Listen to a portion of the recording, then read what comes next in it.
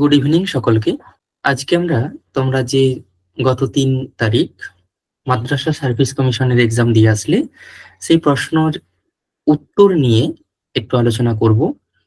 প্রথমেই আমরা একটা ডিসক্লেমার বলে রাখি, যেটা আমাদের টিম বিএসএসআই এডুকেশনের ব্যক্তিগত মতামত, আমাদের অ্যানালাইসিসের মাধ্যমে আমরা এটা উত্তরপত্রটা এখানে দিচ্ছি, কিন্তু এটা পর্ষদের সঙ্গে হয়তো কোনো ক্ষেত্রে অমিল থাকলেও থাকতে পারে। সম্পূর্ণ এটা আমাদের ব্যক্তিগত বিশ্লেষণের মাধ্যমে আমরা উত্তরটা দেওয়ার চেষ্টা করছি।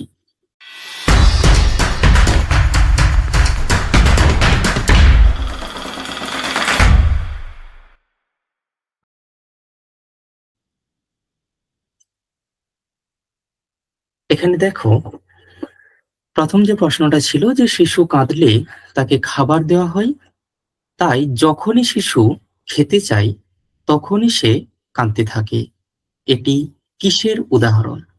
এই ক্ষেত্রে তোমাদের বলতে হবে যে প্রাচীন অনুবর্তন এবং সক্রিয় অনুবর্তন, অন্তর্দৃষ্টিমূলক তত্ত্ব এবং প্রচেষ্টাফলের সংশোধন তত্ত্ব, এই যে চারটে এখানে তত্ত্ব রয়েছে, অর্থাৎ এটা ইনসাইটফুল লার্নিং, ক্লাসিক্যাল কন্ডিশনিং প্যাভলভের, অপারেন্ট কন্ডিশনিং স্কিনারের এবং থর্নডাইকের ট্রায়াল অ্যান্ড এরর থিওরি।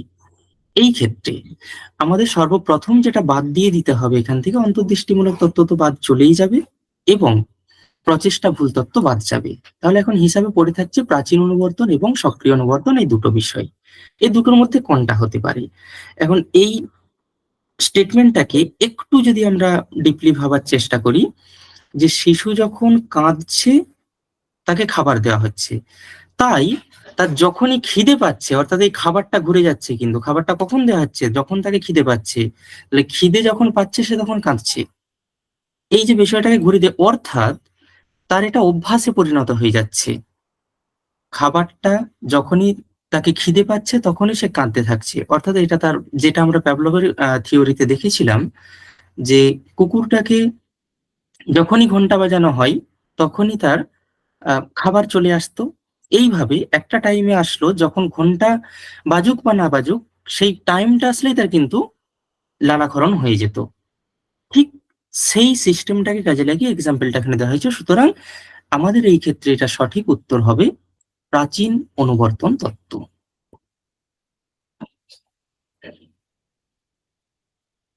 আচ্ছা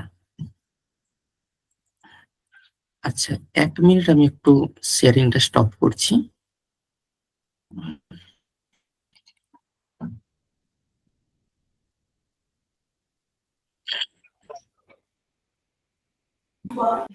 স্যার স্ক্রিন শেয়ারটা বন্ধ হয়ে গেছে। হ্যাঁ, আমি 1 মিনিট অফ করলাম, আমি বলেই করলাম। মানে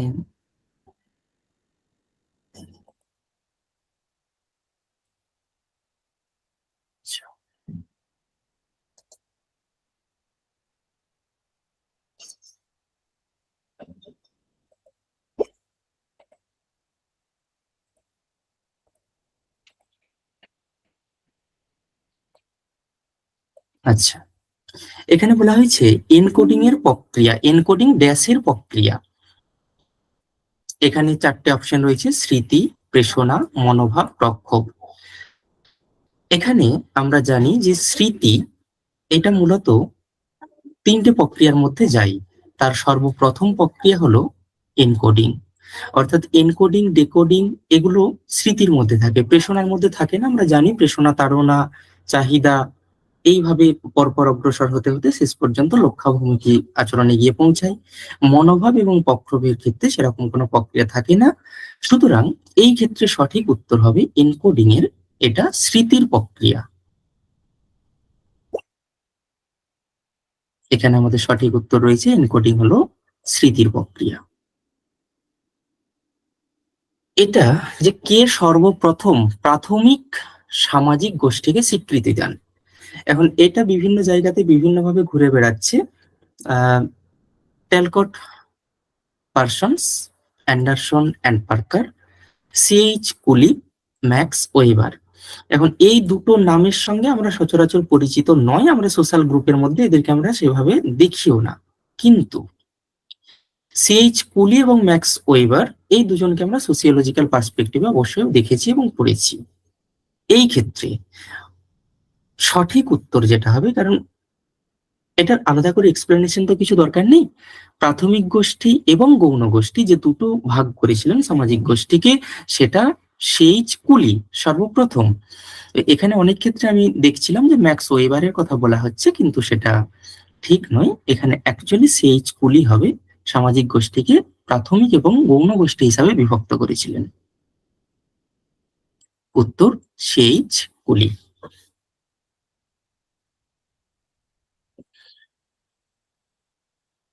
এই প্রশ্নটা জাস্ট একটু ঘুরিয়ে কথাটাকে অ্যাড করা হয়েছে, যে গণতান্ত্রিক দেশ কথাটাকে জাস্ট এটা অ্যাড করে দেওয়া হয়েছে। এখানে সামাজিক পরিবর্তনের সবচেয়ে কার্যকর উপাদান, আবার এখানে একটা অ্যাডিশন দেওয়া রয়েছে কি সবচেয়ে, এই যে একটা বিশেষণ যোগ করে দেওয়া হয়েছে, এই জায়গাটাতে প্রশ্ন চিহ্নটা থেকে গেছে। তাহলে কোনটা হবে? এখন সামাজিক পরিবর্তন বা সোশ্যাল চেঞ্জ এটা ধর্মের কারণে কখনোই হতে পারে না। সামাজিক পরিবর্তন অর্থাৎ আপলিমেন্ট, উপরের দিকে উঠবে, একটা পজিটিভ ওয়েতে উপরের দিকে উঠে যাবে। সেই ক্ষেত্রে সব থেকে যদি কার্যকর ভূমিকা পালন করে থাকে সেটা হবে শিক্ষা। অবশ্যই পরিবারের একটা সামাজিক পরিবর্তনের ক্ষেত্রে ভূমিকা থাকে, কারণ পরিবারেই শিশু তার প্রকৃত শিক্ষাটা পেয়ে থাকে। তবুও শিক্ষা হবে এই প্রশ্নের প্রেক্ষিতে সঠিক উত্তর। নেক্সট একদম একটা বাচ্চাদের 11-12 কমন কোয়েশ্চেন, যে নিচের কোনটি মক্তব শিক্ষা শুরু করার জন্য শিশুদের প্রথাগত বয়স?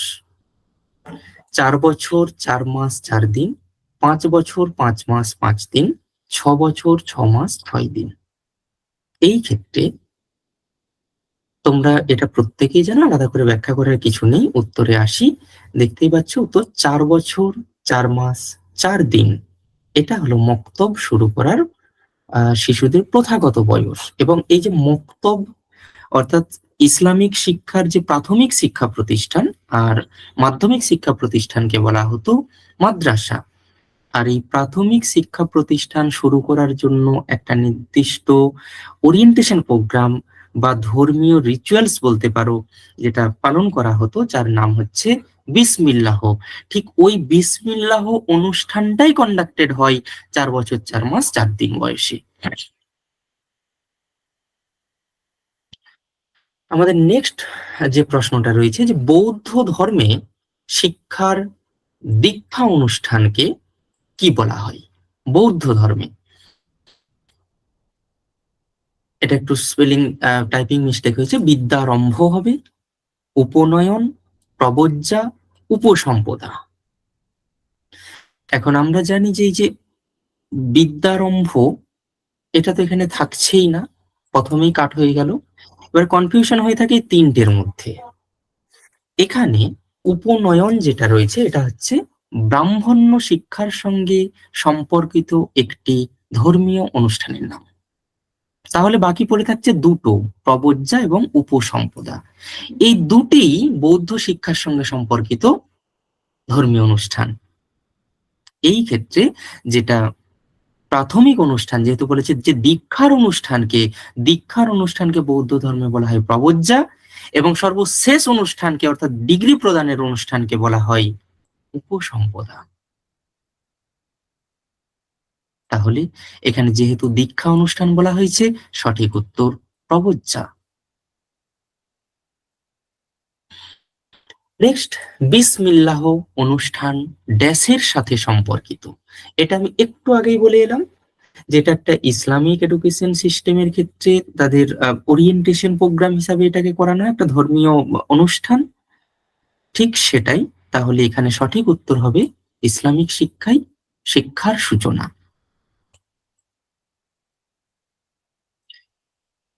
এইটা সনদ আইন অনুযায়ী বৈজ্ঞানিক জ্ঞান অর্জনে শিক্ষার মাধ্যম কি? আমরা জানি চার্টার অ্যাক্ট 1813 খ্রিস্টাব্দে হলো। এইখানে যে শিক্ষার মাধ্যমটার উপর স্পেশালি গুরুত্ব আরোপ করা হয়েছিল, বা বৈজ্ঞানিক জ্ঞান অর্জন অর্থাৎ যে একটা সায়েন্টিফিক নলেজ গেন করার ক্ষেত্রে শিক্ষার মাধ্যম হিসাবে তৎকালীন দিনে যেটা বলা হয়েছিল যে ইংরেজি ছাড়া এটা পসিবল না। সুতরাং সেখানে উর্দু, সংস্কৃত, হিন্দির কোনো গুরুত্ব ছিল না। এটা সঠিক উত্তর হবে ইংরেজি। নেক্সট হচ্ছে কোঠারি কমিশনের রিপোর্টের শীর্ষক কি ছিল? শীর্ষক বলতে এন্টাইটেলড, অর্থাৎ শিরোনাম। কোঠারি কমিশনের শিরোনাম আমরা সেভাবে হয়তো পড়ার সময় পড়ি না, কিন্তু আমাদের এখান থেকে যে ম্যাটেরিয়ালস দেওয়া হয়েছিল সেটা যারা আমাদের পেড ব্যাচের স্টুডেন্ট আছে নিশ্চয়ই জানবে, সমস্ত কিন্তু এগুলো আমাদের নোটসের মধ্যে ছিলই। শিক্ষা এবং জাতীয় উন্নয়ন, এডুকেশন অ্যান্ড ন্যাশনাল ডেভেলপমেন্ট, এটা এটা হবে কোঠারি কমিশনের রিপোর্টের শীর্ষক বা শিরোনাম। বাকি ধরো এখানে যে দুটো পয়েন্ট রয়েছে, জাতীয় উন্নয়ন এবং শিক্ষা, একটা জিনিস মাথায় রাখতে হবে যে কোঠারি কমিশন শিক্ষার একদম প্রাথমিক স্তর থেকে সর্বোচ্চ পর্যায়ে পিএইচডি লেভেল পর্যন্ত তারা আলোকপাত করেছে। সুতরাং তারা সমগ্র সোসাইটির পুনর্গঠনের চেষ্টা করেছে, সোসাইটির এডুকেশন সিস্টেমকে। তাহলে অবশ্যই এখানে শিক্ষার সঙ্গে জাতীয় উন্নয়নটা তাদের মধ্যে একটা লক্ষ্য হিসাবেই থাকা উচিত। কেউ এটা জানুক বা না জানুক, এই অপশনগুলো দেখলেই এই অপশনটাই ঠিক পড়ে যাওয়ার সম্ভাবনা।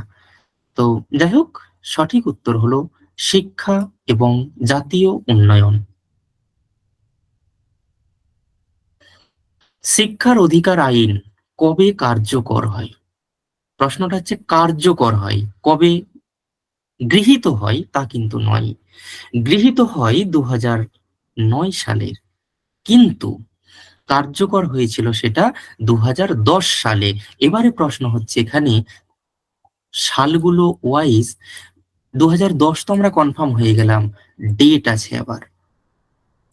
এটা মনে রাখার সহজ উপায় হচ্ছে যে এটা ভাববে যে শিক্ষার অধিকার আইন মানুষের কাছে, যে আমরা 1 এপ্রিলকে বলে থাকি কি এপ্রিল ফুল, ঠিক এই এপ্রিল ফুলের দিনেই এই আরটি অ্যাক্ট 2009 এটা এফেক্ট হয়, মানে কার্যকরী ভাবে কাজ শুরু করে।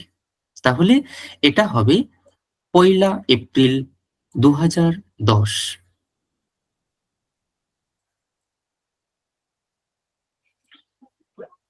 এটা টাইপিং মিস্টেক হয়েছে, এটা ফয়েবেল হবে। যদিও আমাদের যে পরীক্ষা হলো সেখানেও দেখলাম যে ফোবেল আছে। তো ফোবেল বা ফয়েবেল যাই বলো না কেন, আমরা এটা বুঝেই নিয়েছি যে ফয়েবেল। তো ফয়েবেল কোন শিক্ষায় খেলার নীতি প্রয়োগ করেছিলেন সেটা আমরা সকলেই জানি, যে ফয়েবেলের যে শিক্ষা পদ্ধতি সেটার নাম হচ্ছে কিন্ডারগার্টেন পদ্ধতি। এই কিন্ডারগার্টেন পদ্ধতিতেই তিনি এই প্লে ওয়ে মেথড বা খেলার ছলে শিক্ষার প্রতি গুরুত্ব আরোপ করেছিলেন। নেক্সট বইটা গণতন্ত্র এবং শিক্ষা অর্থাৎ ডেমোক্রেসি অ্যান্ড এডুকেশন, বইটি কে লিখেছেন? এই ক্ষেত্রে আমাদের যে নামগুলো এখানে রয়েছে, হেগেল বলো, নান বলো, ডিউই বলো, বাল্ডুইন বলো, এই নামগুলোর মধ্যে কিন্তু আমাদের এই যে হেগেল, নান, বাল্ডুইন, এই নামগুলোর সঙ্গে আমরা তেমন ভাবে পরিচিত নয়।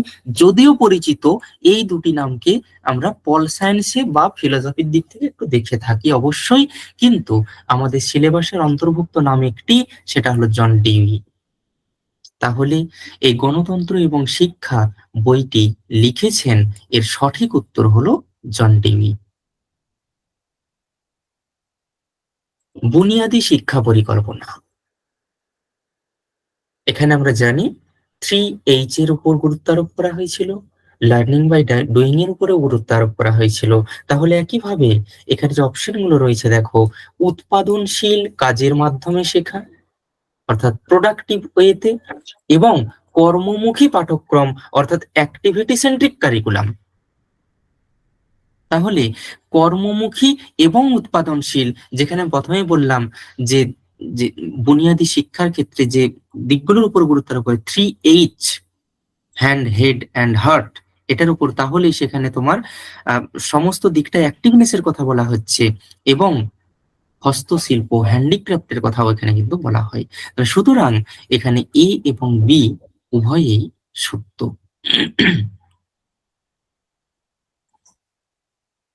নেক্সট হচ্ছে প্রত্যক্ষ পরামর্শদানের সাথে জড়িত পর্যায়।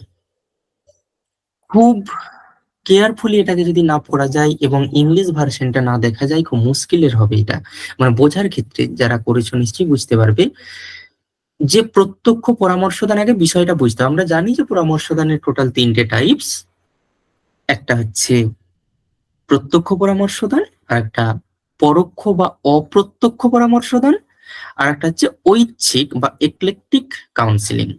এই ক্ষেত্রে প্রত্যক্ষ পরামর্শদানটি হলো এমন একটি প্রক্রিয়া যেখানে কাউন্সিলর অর্থাৎ পরামর্শদাতা কেন্দ্রিক, কাউন্সিলর সেন্ট্রিক অ্যাপ্রোচ এটা। সুতরাং তাহলে এখানে এই বিষয়টা মাথায় রাখতে হবে যে শিক্ষার্থীর তেমন একটা ভূমিকা প্রত্যক্ষ পরামর্শদানে নেই। তাহলে এবারে খোঁজো, বিশ্লেষণ কে করবেন? কাউন্সিলর, ঠিক আছে। আত্ম অন্বেষণ অর্থাৎ নিজেকে খোঁজা, তাহলেই তো শিক্ষার্থী চলে আসছে, অর্থাৎ যিনি যিনি পরামর্শ নিচ্ছেন, গ্রহণ করছেন। তাহলে এখানে আত্ম অন্বেষণ চলে আসছে, মানেই এটা কেটে গেল, অপশনটাই কেটে গেল, ছেড়ে দাও। তারপর বিশ্লেষণ কে করবেন? কাউন্সিলর। সংশ্লেষণ কে করবেন? কাউন্সিলর। ডায়াগনোসিস বা দুর্বলতা নির্ণয় কে করবেন? কাউন্সিলর। প্রগনোসিস পূর্বাভাস কে দেবেন? কাউন্সিলর। তারপর কাউন্সিলিং পরামর্শ দান করবেন কে করবেন? কাউন্সিলর। এখানে আরো একটা স্টেপ এখানে রয়েছে, যেটা হচ্ছে ফলো আপ, তো সেটা এখানে উল্লেখ করা নেই। তো ঠিক আছে, তাহলে এখানে আমরা দেখলাম যে এই 5টা যে অপশন রয়েছে, 5টা অপশনই কাউন্সিলর কর্তৃক সম্পাদিত হচ্ছে। বাকিগুলো একটু দেখার চেষ্টা করব।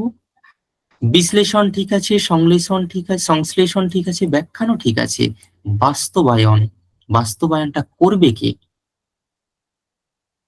বিশ্লেষণ, সংশ্লেষণ, দুর্বলতা নির্ণয়, পরামর্শ দান সব হয়ে গেল, কিন্তু বাস্তবায়নটা করবে কে? যিনি এটা নিচ্ছেন, পরামর্শ দান যিনি করছেন, তিনি বাস্তবায়ন করবেন। তাহলে সুতরাং এটা এখানে সম্ভবই নয় এটা হওয়ার জন্য। তাহলে নেক্সট এখানে আবার তো অন্বেষণ থাকছে, সুতরাং এই 3টে অপশন আমার কেটে গেল। তাহলে সঠিক জায়গা আসবে বিশ্লেষণ, সংশ্লেষণ, দুর্বলতা নির্ণয় এবং পূর্বাভাস এবং পরামর্শ দান। এটা হ্যাঁ, একটু প্রবলেম হয়ে গেছিল, তার জন্য দুঃখিত। ঠিক আছে, হ্যাঁ স্যার, পিপিটি দেখা। ওকে, নেক্সট এটা দেখছি পরামর্শদানের পদ্ধতি এবং পরামর্শদানের সাথে সম্পর্কিত প্রধান উদ্ভাবকদের সঠিক মিল খুঁজে বের করার জন্য বলা হচ্ছে। আর একটু আনমিউট করা আছে, যদি কিছু বলার ভালো হয়। আচ্ছা, এইখানে দেখো নামগুলো হয়তো সচরাচর সকলের মনে থাকে না, মনে থাকাটাও স্বাভাবিক নয়, মুখস্থ নাই থাকতে পারে, কিন্তু একটা জিনিস আমরা জানি যে যারা এটা পড়াশোনা করে গিয়েছো প্রত্যেকেই জানো যে অপ্রত্যক্ষ বা পরোক্ষ পরামর্শদানকে মানবিক পরামর্শদানও বলা হয়ে থাকে। অর্থাৎ যেহেতু যেহেতু এটা কাউন্সিলি সেন্ট্রিক, যিনি পরামর্শ গ্রহণ করছেন তাকে কেন্দ্র করে এটা দেওয়া হয়। এবং আমরা কার্ল রজার্সকে জানি যে তিনি মানবতাবাদীর জনক। তাহলে আমার কিছু মনে থাক বা নাই থাক, আমি তো এটা যদি করতে পারি যে পরোক্ষ পরামর্শদান কার্ল রজার্স, ব্যাস, তাহলে বাকিগুলো তোমার মিটে গেল। আর তো দেখারই দরকার নেই, কারণ পরোক্ষ পরামর্শদান পরেরটা রয়েছে উইলিয়ামসন, পরোক্ষ পরামর্শদান পরেরটা রয়েছে থর্ন।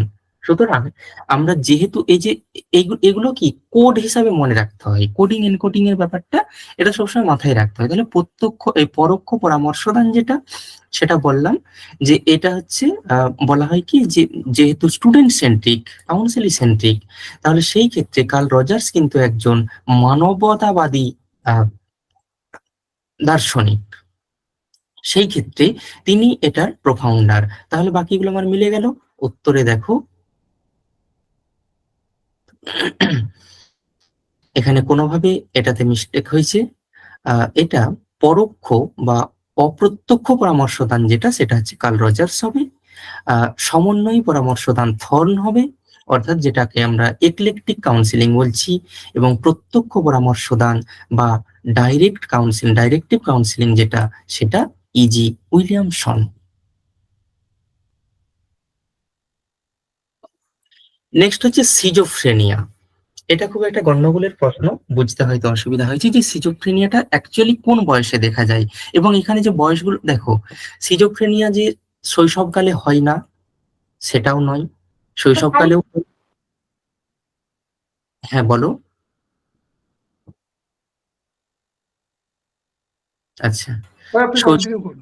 শৈশবকালেও হয়, বাল্যকালেও হয়, প্রারম্ভিক প্রাপ্তবয়স্ক বাল্যকালেও হয়, মানে সময়কালটাতেও হয়, কিন্তু বার্ধক্যকালে তেমন একটা দেখা যায় না। তাহলে আমাদের এই তিনটে দিক কিন্তু এখানে অ্যান্সারের প্রবাবিলিটি থাকছে। এখানে বলা হয়েছে প্রশ্নতে কি কোন বয়সে বেশি দেখা যায়, বেশি কথাটা যেখানে অ্যাড করে দেওয়া হয়েছে, সিজোফ্রেনিয়ার মূল প্রবাবিলিটি থাকে প্রারম্ভিক প্রাপ্তবয়স্ক সময়কালে।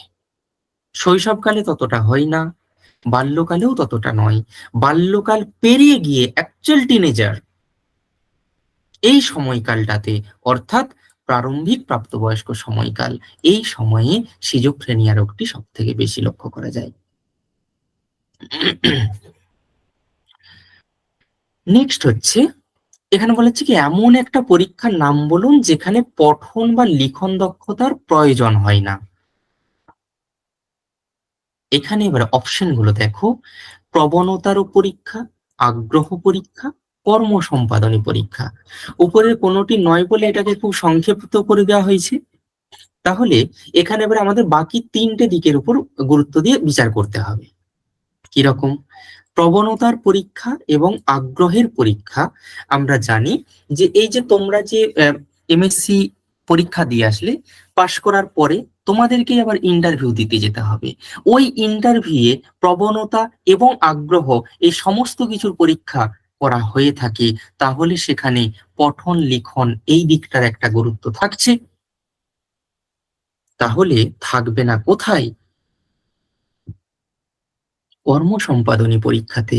এইখানে সমস্ত কিছুটাই তোমার কোনো রকম পঠন লিখনের ব্যবস্থা থাকছে না, এখানে সবই পারফরমেন্স এর উপর ডিপেন্ড করছে, পারফরমেন্স টেস্ট এটা হয়ে থাকে। সুতরাং এখানে সঠিক উত্তর হবে কর্ম সম্পাদনী পরীক্ষা। এখানে বলা হচ্ছে যে যদি একটি বন্টনের গড়, মধ্যমান এবং ভূশিষ্টক, যদি এটা ভূশিষ্টক হবে, মিলে যায় বা সমান হয়, তবে বন্টনটি হবে এই অপশনগুলোর মধ্যে কোনটি? ধনাত্মক তির্যক, বাংলাটা হচ্ছে পজিটিভ স্কিউনেস, নেগেটিভ স্কিউনেস এবং প্রতিসম। এখানে প্রশ্ন হচ্ছে, তোমরা নিশ্চয়ই জানবে যে নর্মাল প্রবাবিলিটি কার্ভের ক্ষেত্রে যখন আমরা কি জানি, এই যে বিষয়টা এইভাবে যখন অবস্থান করছে, এইরকম একটা থাকছে যেখানে মিন মিডিয়ান মোড আলাদা আলাদা জায়গাতে অবস্থান করছে, আবার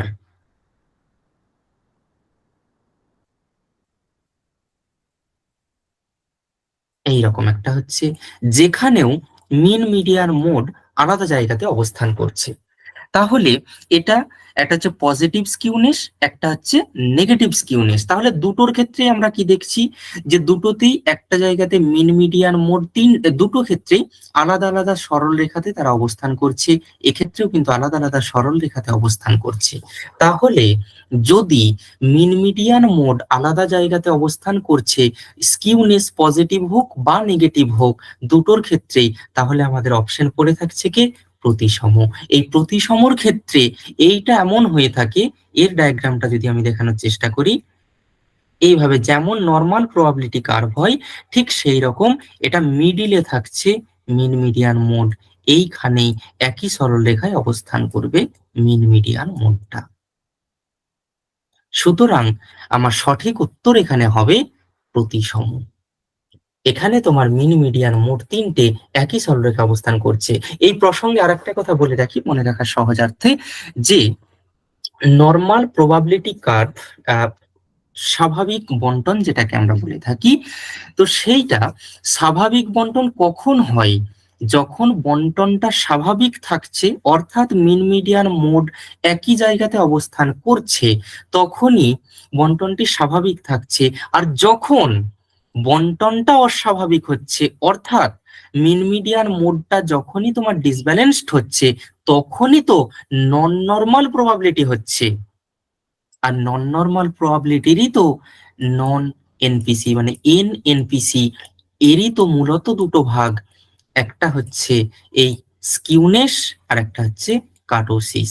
একটা স্কাটোসিস, একটা স্কিউনেস। এটা কার ভাগ? এটা নন নর্মাল প্রবাবিলিটি কার্ভের দুটো টাইপস। তাহলে এখানে তোমার নর্মাল প্রবাবিলিটি কার্ভের যেখানে হবে সেখানে মিন মিডিয়ান মোড এক কাছে থাকবে, একই সরল রেখায় থাকবে। কিন্তু যখনই তোমার এইগুলো চেঞ্জ হয়ে যাচ্ছে, তখনই কার্টোসিস আর স্কিউনেসে ঢুকে যাচ্ছে। তাহলে আমার এখানে স্কিউনেস হবে কি করে? সুতরাং এখানে অপশন প্রতিসম।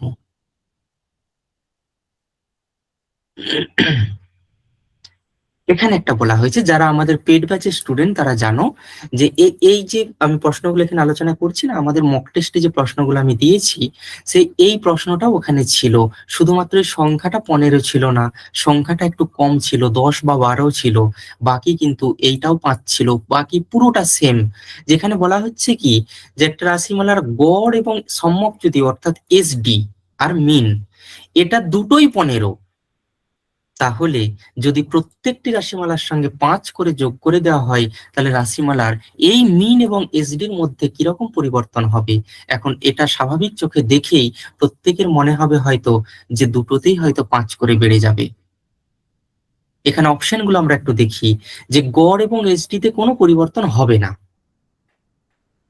যদি এটা ভাবো তাহলে তো সেটা ভুল, কারণ আমরা জানি যে গড় এমন একটা সেন্ট্রাল টেন্ডেন্সির মেজারিং মেথড, যেখানে তোমার একটা সংখ্যার, যে কোনো একটা পদের যদি ন্যূনতম একটু চেঞ্জ হয়ে যায়, গড়ের মান চেঞ্জ হয়ে যাবে। আর এখানে তো প্রত্যেকটি রাশিমালাতে 5 করে যোগ করে দেওয়া হচ্ছে, তাহলে কি গড়ের পরিবর্তন হবে না? নিশ্চয়ই হবে। দেখা যাক। নেক্সট বলছে কি, গড় হবে 20, অর্থাৎ এখানে 15 আছে, 5 করে যোগ করলে গড়েও 5 যোগ হচ্ছে, অর্থাৎ 20 হচ্ছে, এবং এসডিতে কোনো পরিবর্তন হচ্ছে না, এসডিটা অপরিবর্তিত থাকছে। দেখি তারপরে এগুলো কি বলে। গড় এবং এসডি উভয়ই পরিবর্তিত হবে, গড় হবে 20, এসডি হবে 5। খেলাটা ঘুরে গেল। এখন আমি একটু এটা নিশ্চয়ই দেখিয়ে দেবো যে কিভাবে এটা হচ্ছে। এবং এসডি পরিবর্তিত হবে, গড় অপরিবর্তিত থাকবে।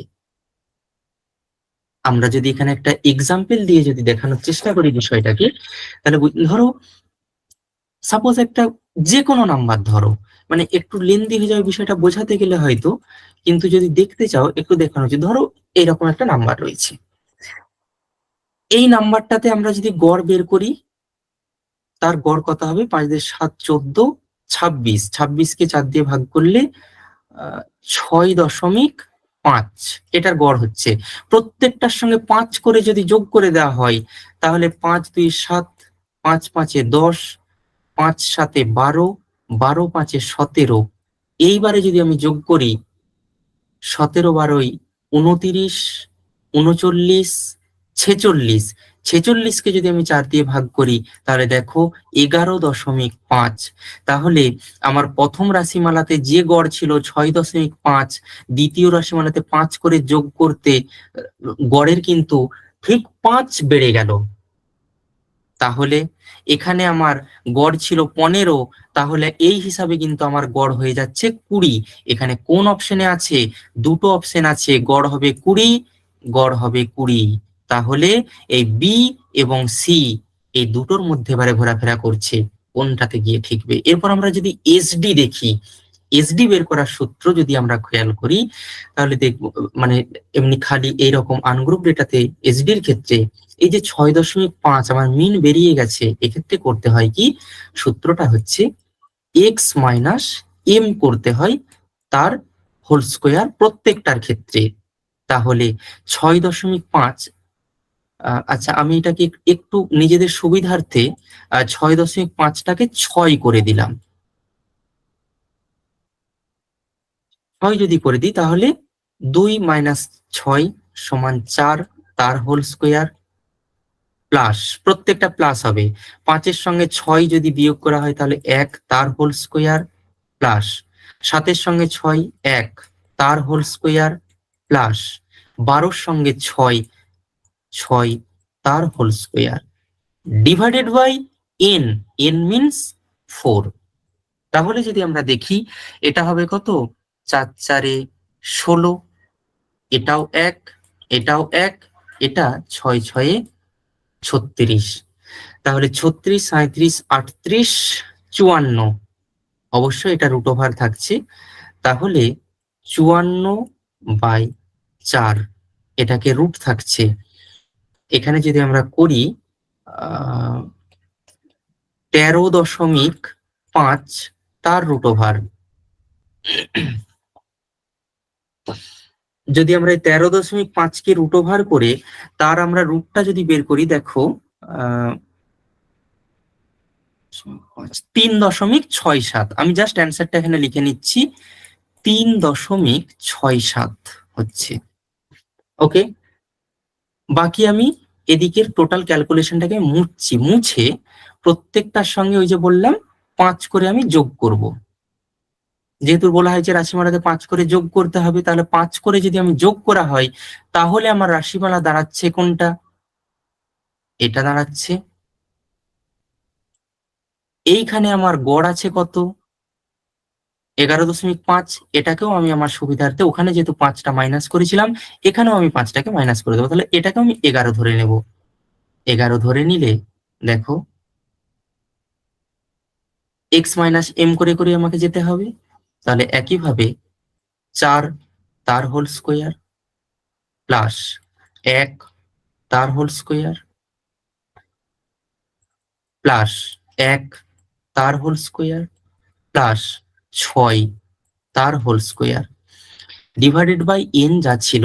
এখন দেখো এই যে হোল স্কোয়ারে যখনই কনভার্ট করলাম, আমার আগের হোল স্কোয়ারে যা কনভার্ট করেছিলাম ঠিক সেম জায়গাতে পৌঁছালো নাকি?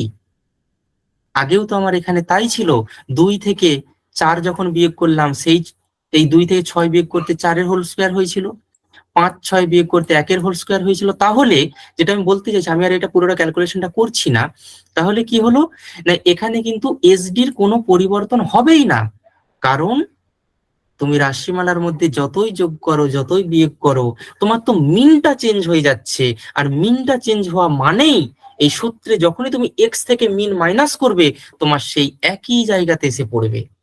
সুতরাং এসডির কোনো পরিবর্তন হবে না। যদি কোনো ডাউট থেকে থাকে লাস্টে ওপেন ফোরামে বলবে। তাহলে আমাদের যেটা সঠিক উত্তর হবে, গড় হলো 20। ওই যে বললাম 5 ওখানে বেড়ে গেল, তাহলে গড় হয়ে গেল 20। এসডি তে কোনো রকম পরিবর্তন হবে না, এসডি যা ছিল তাই থাকবে। নেক্সট হচ্ছে, কোন দার্শনিকগণ বিশ্বাস করেন যে পরীক্ষার্থীরা তাদের জ্ঞানকে প্রয়োগ নির্ভরশীল করে বাস্তব পরিস্থিতিতে ব্যবহার করতে সক্ষম হন? এখন এই পুরো লাইনটার মধ্যেই আমার উত্তরটা ঢুকিয়ে দেওয়া হয়েছে, বলা হয়েছে। আমার পড়ারই কোনো দরকার নেই, দেখারও কোনো দরকার নেই। এখানে একদিকে যেমন পরীক্ষার্থী তাদের জ্ঞানকে প্রয়োগ করছেন বাস্তব পরিস্থিতিতে, কার কথা এগুলো? উত্তর খুঁজলেই আমরা পেয়ে যাব, কোথাও যেতে হবে না, প্রয়োগবাদী দর্শন। কারণ প্রত্যেকটা কথাই প্রয়োগবাদের কথা। ইউটিলিটি, রিয়েলিটি, এক্সপেরিমেন্টেশন সবগুলোই প্রয়োগবাদের কথা। তাহলে ঠিক সেখানে এগুলো সব মিলে গেল, ম্যাচ করছে। তাহলে সুতরাং এটা সঠিক উত্তর হচ্ছে প্রয়োগবাদী দার্শনিকগণ। নেক্সট, যদিও এই প্রশ্নটা ভুল আছে, এই প্রশ্নটা নিশ্চয়ই আশা করি যে যা অ্যাটেন্ড করেছো, ভুল হোক বা ঠিক হোক, সঠিক উত্তর মানে নাম্বার পেতে পারো বা পাবে, এটাই আশা করা যায়। আই হ্যাভ বুকস, এই হ্যাভ কথাটাতেই ভুল আছে, এটা হবে আই হেট বুকস। মানে কমিশনের প্রশ্নেই এটা ভুল ছিল, এটাই আমি বলছি, এটা কমিশনের প্রশ্নেই আই হ্যাভ বুকস ছিল, বাট এটার অ্যাকচুয়াল তো হবেন রুশো। রুশো কখনো বই আছেন বা তিনি বইকে অ্যাকসেপ্ট করেছেন কথা বলছেনই না। তার কোটেশনটাই যদি তোমরা দেখো, তিনি বইকে ঘৃণা করছেন, প্রত্যাখ্যান করছেন, এটাই তার কোটেশন, আই হেট বুকস। যাই হোক, তাহলে এইটা সঠিক উত্তর হবে রুশো। দেখলাম, তাহলে সঠিক উত্তর হচ্ছে রুশো। নেক্সট বলা হচ্ছে কি যে আমি শিক্ষাকে মনোবিজ্ঞান সম্মত করতে চাই। এই উক্তিটি কার? এখন এই ধরনের উক্তি খুব কমই এক্সামে দেওয়া হয় বা দেওয়া উচিত, যাই হোক তবুও ছিল। এটা একটা কমন উক্তি যদিও, যে আমি শিক্ষাকে মনোবিজ্ঞান সম্মত করতে চাই। এখানে আমরা যাদেরকে নিয়ে ডিটেলসে পড়ে থাকি আগে সেগুলো একটু ব্যাখ্যা করি। John Dewey. জন ডিউই একজন প্রাগমাটিস্ট এবং তার সম্পর্কেও আমরা গ্রেট এডুকেটর হিসাবেও তাকে আমরা পড়েছি। তার কথাও আমরা এই ওয়ার্ডগুলো পাইনি, এই সেন্টেন্সটা আমরা পাইনি। দেন রুশো। রুশো অবশ্যই চাইল্ড সেন্ট্রিক এডুকেশনের কথা বলে গেছেন ঠিকই, কিন্তু কখনো সাইকোলজিক্যাল ওয়েতে শিক্ষার কথা কোথাও বলেছে এটা অন্তত আমরা কোথাও পড়িনি। সুতরাং কেটে গেল রুশো। তাহলে থাকলো কি ফ্রয়েবেল পরবর্তীতে? দেখি ফ্রয়েবেলের মত কি। তিনি বলছেন প্লে ওয়ে মেথড, শিশুকে তার নিজের মতো করে বৃদ্ধি হতে দিতে হবে। তাহলে এখানেই বা মনোবিজ্ঞান সম্মত কোথায় শিক্ষা হচ্ছে? তাহলে আমাদের পড়াশোনার মধ্যে যে তিনজন ব্যক্তিত্ব মূলত রয়েছেন, পেস্তালাচ্ছি অবশ্যই রয়েছেন, কিন্তু আমরা গ্র্যাজুয়েশন বা মাস্টার ডিগ্রিতে আমি অন্তত যে সিলেবাস ফলো করি বা দেখেছি সেখানে এই পেস্তালাচ্ছি সম্পর্কে আমরা পড়ি না, স্বাভাবিকভাবে এই তিনজনকে পড়ি। তাহলে আমাদের অবগতির যে তিনজন ব্যক্তিত্ব, সেই তিনজনের মধ্যে এই কোটেশনটা নেই, তাহলে পড়েই থাকছে পেস্তালাচ্ছি। দেখা যাক উত্তর। নিশ্চয়ই আমি শিক্ষাকে মনোবিজ্ঞান সম্মত করতে চাই, উক্তিটাই হলো পেস্তালাচ্ছির। এটা তো বাচ্চাদের কোয়েশ্চেন, 11-12 পরীক্ষাতেও পড়ছে, দেখবে বুদ্ধির দ্বিউপাদান তত্ত্বটির প্রবক্তা কি? স্পিয়ারম্যান। থর্নডাইকের শিখনের তত্ত্বটি নিম্নের শিখন তত্ত্বগুলির কোন বিভাগের অন্তর্গত? এখানে তোমরা থিওরি অফ লার্নিং যদি দেখো, আমাদের যারা পেড ব্যাচের স্টুডেন্ট তারা নিশ্চয়ই ম্যাটেরিয়ালস দেখে বুঝতে পেরেছো বা পেয়েছো।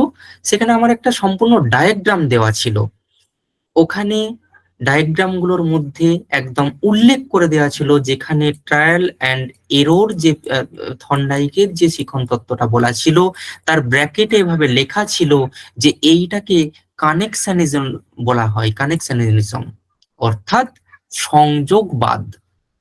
তাহলে থর্নডাইকের শিখনের তত্ত্বটি এই সংযোগবাদের সঙ্গে সম্পর্কিত।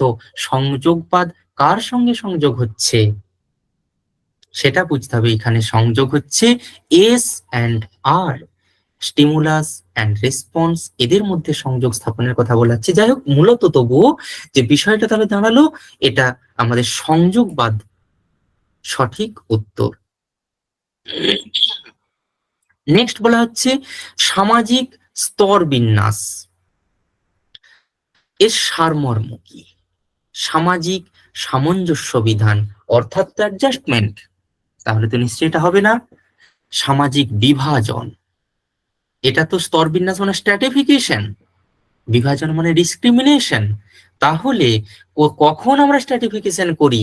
যখন ক্লাসরুমের মধ্যে এই যে মানে গড় বুদ্ধি সম্পন্ন শিক্ষার্থী, নিম্ন বুদ্ধি সম্পন্ন শিক্ষার্থী, উচ্চ বুদ্ধি সম্পন্ন শিক্ষার্থী, এইভাবে যখন আমরা ভাগ করে নিচ্ছি, স্ট্র্যাটিফাইড করছি, স্তর বিন্যাস করছি, তাহলে সেটাই তো হচ্ছে বিভাজনের নীতি। আমাদের বিভাজন করছি বলেই তো স্তর বিন্যাস হচ্ছে। তাহলে এখানে সামঞ্জস্য বিন্যাস কেটে গেল। সুসংগতি, এও তো একই কথা, দুটোই সামঞ্জস্য বিধান, সুসংগতি কেটে গেল। সামাজিক বৈষম্য, বৈষম্য মানে আমরা কাউকে মানে একে অপরের প্রতি একটা ইনইকুয়ালিটি করছি, কিন্তু এখানে স্তর বিন্যাসের সারমর্ম বলা হচ্ছে, সেটা অবশ্যই তাহলে বিভাজনের সঙ্গে সম্পর্কিত। যদি আমরা সঠিক উত্তরে আসি তাহলে দেখব যে সোশ্যাল স্ট্র্যাটিফিকেশন এর কনসিকুয়েন্স যদি বলা হয় তাহলে অবশ্যই সেটা সামাজিক বিভাজনের সঙ্গে সম্পর্কিত। নিম্নের কোনটি সামাজিক পরিবর্তনের উপাদান হিসাবে পরিগণিত নয়? তাহলে এখানে আমাদের যেটা জানতে হবে, সামাজিক পরিবর্তনের উপাদান কোনগুলো? সামাজিক পরিবর্তনের উপাদান হিসাবে যদি আমরা দেখে থাকি, সর্বপ্রথম এবং প্রধান উপাদান হিসাবে বলতে পারি, যেমন আমরা আগে শিক্ষাকে আলোচনা করে এলাম, ঠিক একইভাবে টেকনোলজি, প্রযুক্তি। এই প্রযুক্তিগত উপাদান ছাড়া সামাজিক পরিবর্তন যথার্থই হতো না। দ্বিতীয়ত, তোমরা যদি একটু ভালো করে খেয়াল করো সামাজিক পরিবর্তনের উপাদানগুলোর ক্ষেত্রে, সেখানে কিন্তু জনসংখ্যার কথাও কিন্তু বলা হয়েছে। পপুলেশনও কিন্তু সামাজিক পরিবর্তনের ক্ষেত্রে একটা প্রভাব বিস্তার করছে। এবং বংশগতি, কেন বংশগতি সামাজিক পরিবর্তনের ক্ষেত্রে প্রভাব বিস্তার করবে তার একটু ব্যাখ্যাটা বলি। কারণ সমাজ একদিনে পরিবর্তিত হয় না। আমার পূর্বপুরুষ, তারপর আমি তার উত্তরপুরুষ, আমার আবার পরবর্তী উত্তরপুরুষ, এইভাবে যে ক্রমান্বয়ে আসছে, তাহলে আমার পূর্বপুরুষ থেকে সামাজিক কিছু রীতিনীতি এবং তার অ্যাডপ্টেড কিছু এরিয়া সেটা আমি পেয়েছি। আমার থেকে আরো কিছু উন্নত দিক আমার পরবর্তী প্রজন্ম পাবে, আবার তার থেকে আরো কিছু উন্নতি দিক তার পরবর্তী প্রজন্ম পাবে। তাহলে এই সামাজিক পরিবর্তন ঘটাতে গেলে এই বংশগতি বা এই যে ধারাবাহিকতা পরবর্তী প্রজন্মের মধ্যে সঞ্চালন, এটা প্রয়োজন। অবশ্যই বংশগতির গুরুত্ব সামাজিক পরিবর্তনের ক্ষেত্রে থাকবেই। তাহলে অবাঞ্ছিত হিসাবে আমাদের পড়ে থাকছে কি? পরিবহন। পরিবহনের মধ্যে কি সামাজিক পরিবর্তন সম্ভব? এক স্থান থেকে অন্য স্থানে সমাজকে নিয়ে গিয়ে পরিবর্তন হবে? নিশ্চয়ই না। তাহলে নিশ্চয়ই সঠিক উত্তর আমাদের হবে এখানে পরিবহন। নেক্সট হচ্ছে শ্রীরামপুর ত্রয়ী কাদের বলা হচ্ছে? এটা নিশ্চয়ই যারা পড়াশোনা করে পরীক্ষা দিতে গেছো, তোমরা সকলেই পড়াশোনা করে নিশ্চয়ই গেছো, প্রত্যেকেই জানো যে এই কোশ্চেনটা আসারই সম্ভাবনা ছিল। স্বাভাবিক question. Marshman, Ward and Carey, এদেরকে এই তিনজনকে শ্রীরামপুর ত্রয়ী বলা হয়। সঠিক উত্তর মার্সম্যান, ওয়ার্ড অ্যান্ড কেরি। ভারতে ইংরেজি শিক্ষা আনুষ্ঠানিকভাবে বা সরকারিভাবে প্রবর্তন করেন কি?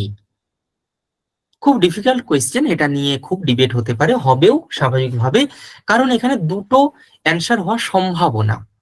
কেন দুটো সম্ভাবনা বলি। এক হচ্ছে, যেহেতু এখানে বলছে ভারতে ইংরেজি শিক্ষা আনুষ্ঠানিকভাবে প্রবর্তন করার কথা, তাহলে এইটা আমাদের উডের ডিসপ্যাচ, উডকে বলা হয়েছে। উড হচ্ছে 1854 ওই সমসাময়িক, সুতরাং এটা আমাদের ছেড়ে দেওয়া হবে না। কেরি ছিলেন অনেক আগের, তিনি তো একজন মিশনারিস, তাকে নিয়েও হচ্ছে না। তাহলে মূল গন্ডগোলটা হচ্ছে মেকলে এবং বেন্টিংকে নিয়ে। এখন এটা আমরা জানি যে যখন অর্থাৎ 1835 এই সময়ে লর্ড উইলিয়াম বেন্টিং, তিনি ছিলেন বড়লাট, অর্থাৎ বর্তমান যেটা গভর্নরের রোল সেটাই বড়লাট ছিলেন লর্ড উইলিয়াম বেন্টিং। তিনি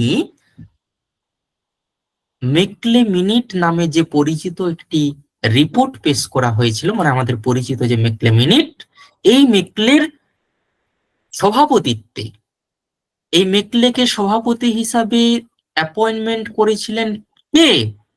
উইলিয়াম বেন্টিং। তাহলে মেকলে তার মিনিটের মধ্যে সুপারিশ করেছিলেন যে ইংরেজি শিক্ষাকে আনুষ্ঠানিক বা সরকারিভাবে পরিগণিত করা হোক।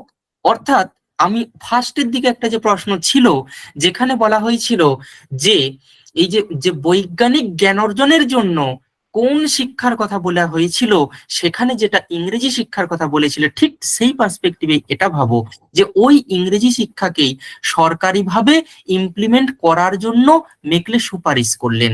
ধরো কোঠারি কমিশন, কোঠারি কমিশনের ডিএস কোঠারি, তিনি ছিলেন সভাপতি, তার সভাপতিত্বে কমিশন রিপোর্ট পেশ করছেন, সেইটা রিপোর্ট পেশ করছেন, তিনি সুপারিশ করছেন, ইমপ্লিমেন্ট করবেন সরকার। ব্যাপারটা বুঝতে হবে। তাহলে সরকারি প্রতিনিধিত্ব ছিলেন সেখানে লর্ড উইলিয়াম বেন্টিং। এখানে বলা হয়েছে সরকারিভাবে প্রবর্তন, তাহলে অবশ্যই এখানে উত্তরটা আমাদের মতে উইলিয়াম বেন্টিং। কিন্তু কোথাও কোথাও ঘুরে বেড়াচ্ছে, আমি খেয়াল করছিলাম মেকলের কথা, কিন্তু অ্যাকচুয়ালি মেকলেটা সুপারিশ করেছেন, সরকারিভাবে প্রবর্তন নয়। ঠিক যেমন আরটিই 2009 আর আরটিই 2010-এর 1 এপ্রিলে ইমপ্লিমেন্ট হলো, ঠিক সেই রকমই এটাও। এই ক্ষেত্রেও কিন্তু মেকলে করলেন সুপারিশ, ইমপ্লিমেন্ট করলেন লর্ড উইলিয়াম বেন্টিং।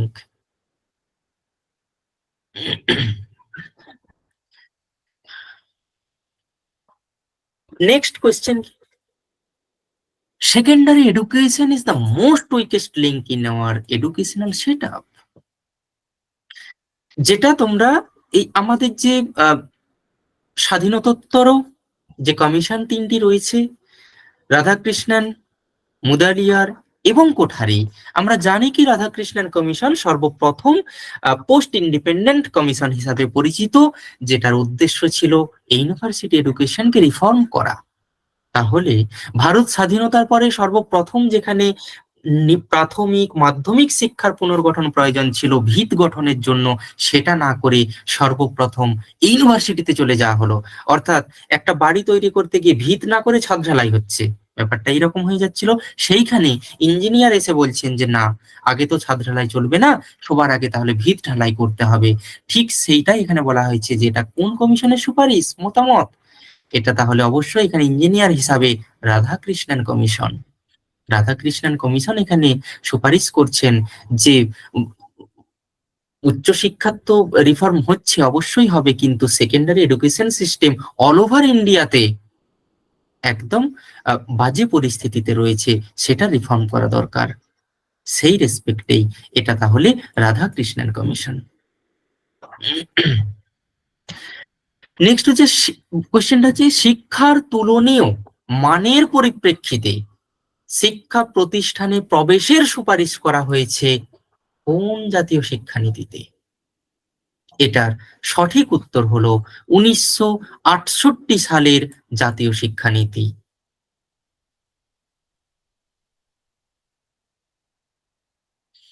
নেক্সট,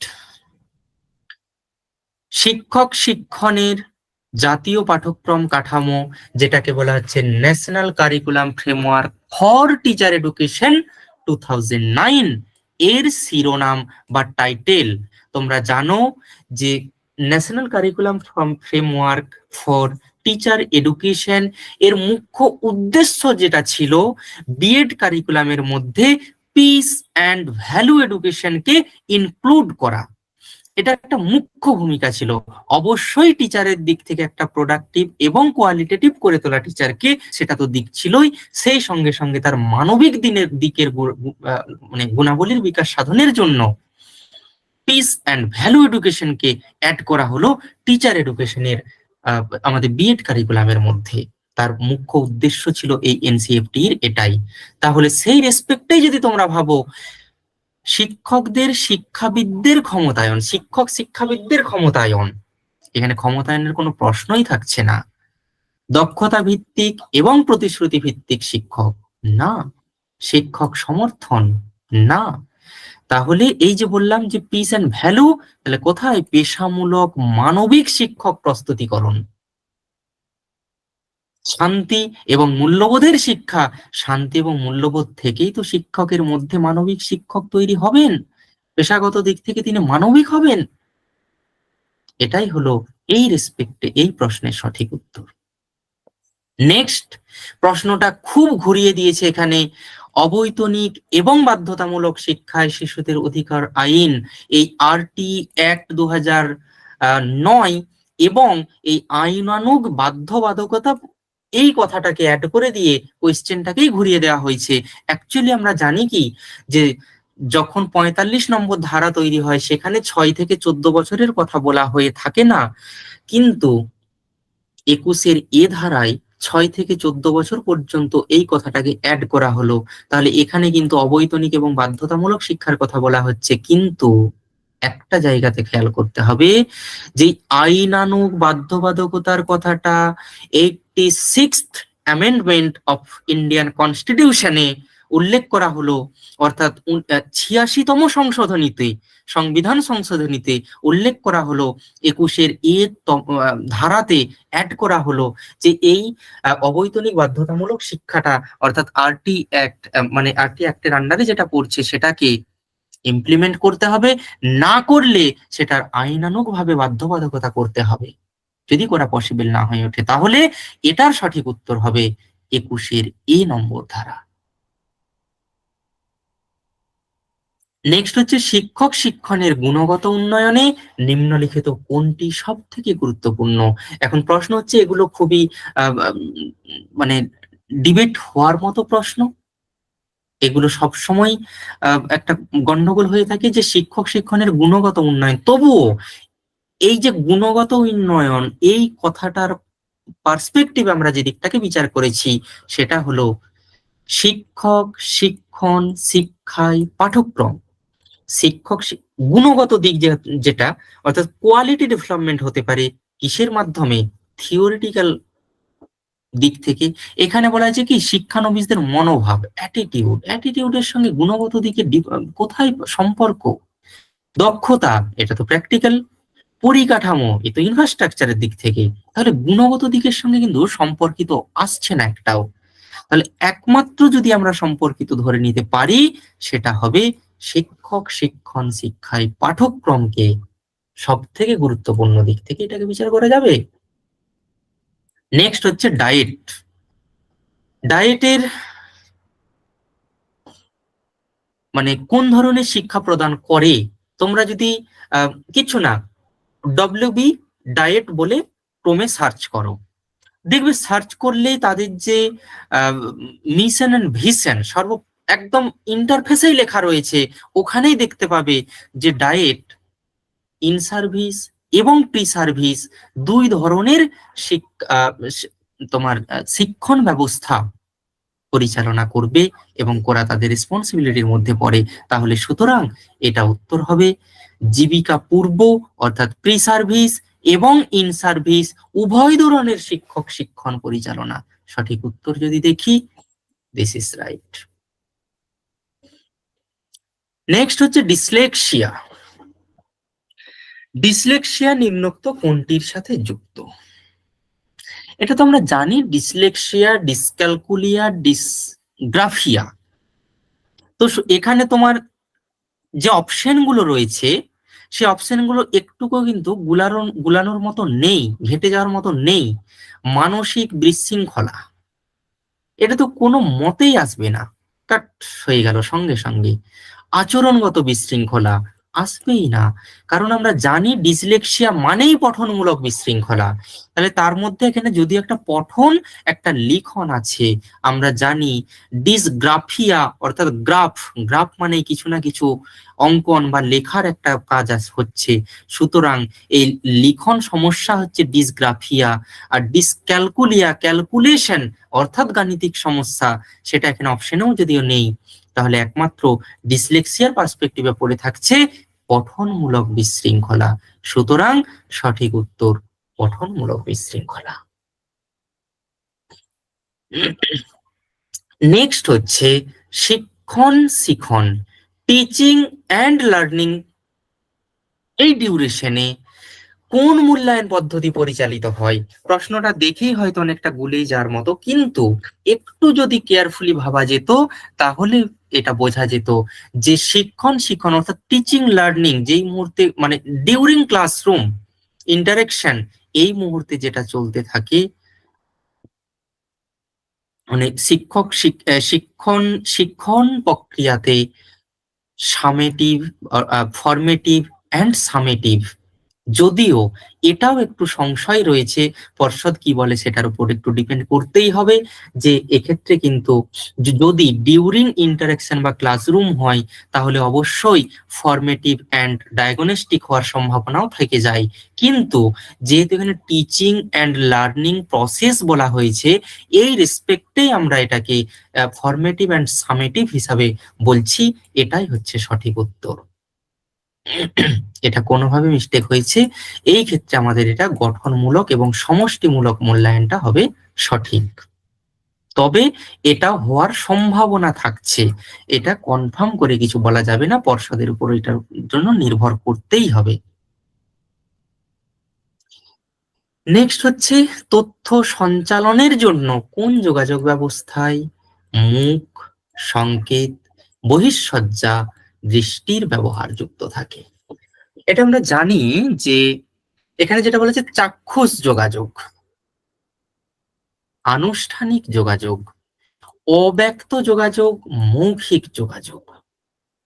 চাক্ষুষ মানে যেটাকে আমরা শুধুমাত্র দেখতে পাচ্ছি, শুধুমাত্র দেখতে পাচ্ছি, সেখানে দেখার মাধ্যমে সেখানে কথাও হতে পারে, এমনি দেখার মাধ্যমেও হতে পারে, চাক্ষুষ যোগাযোগ।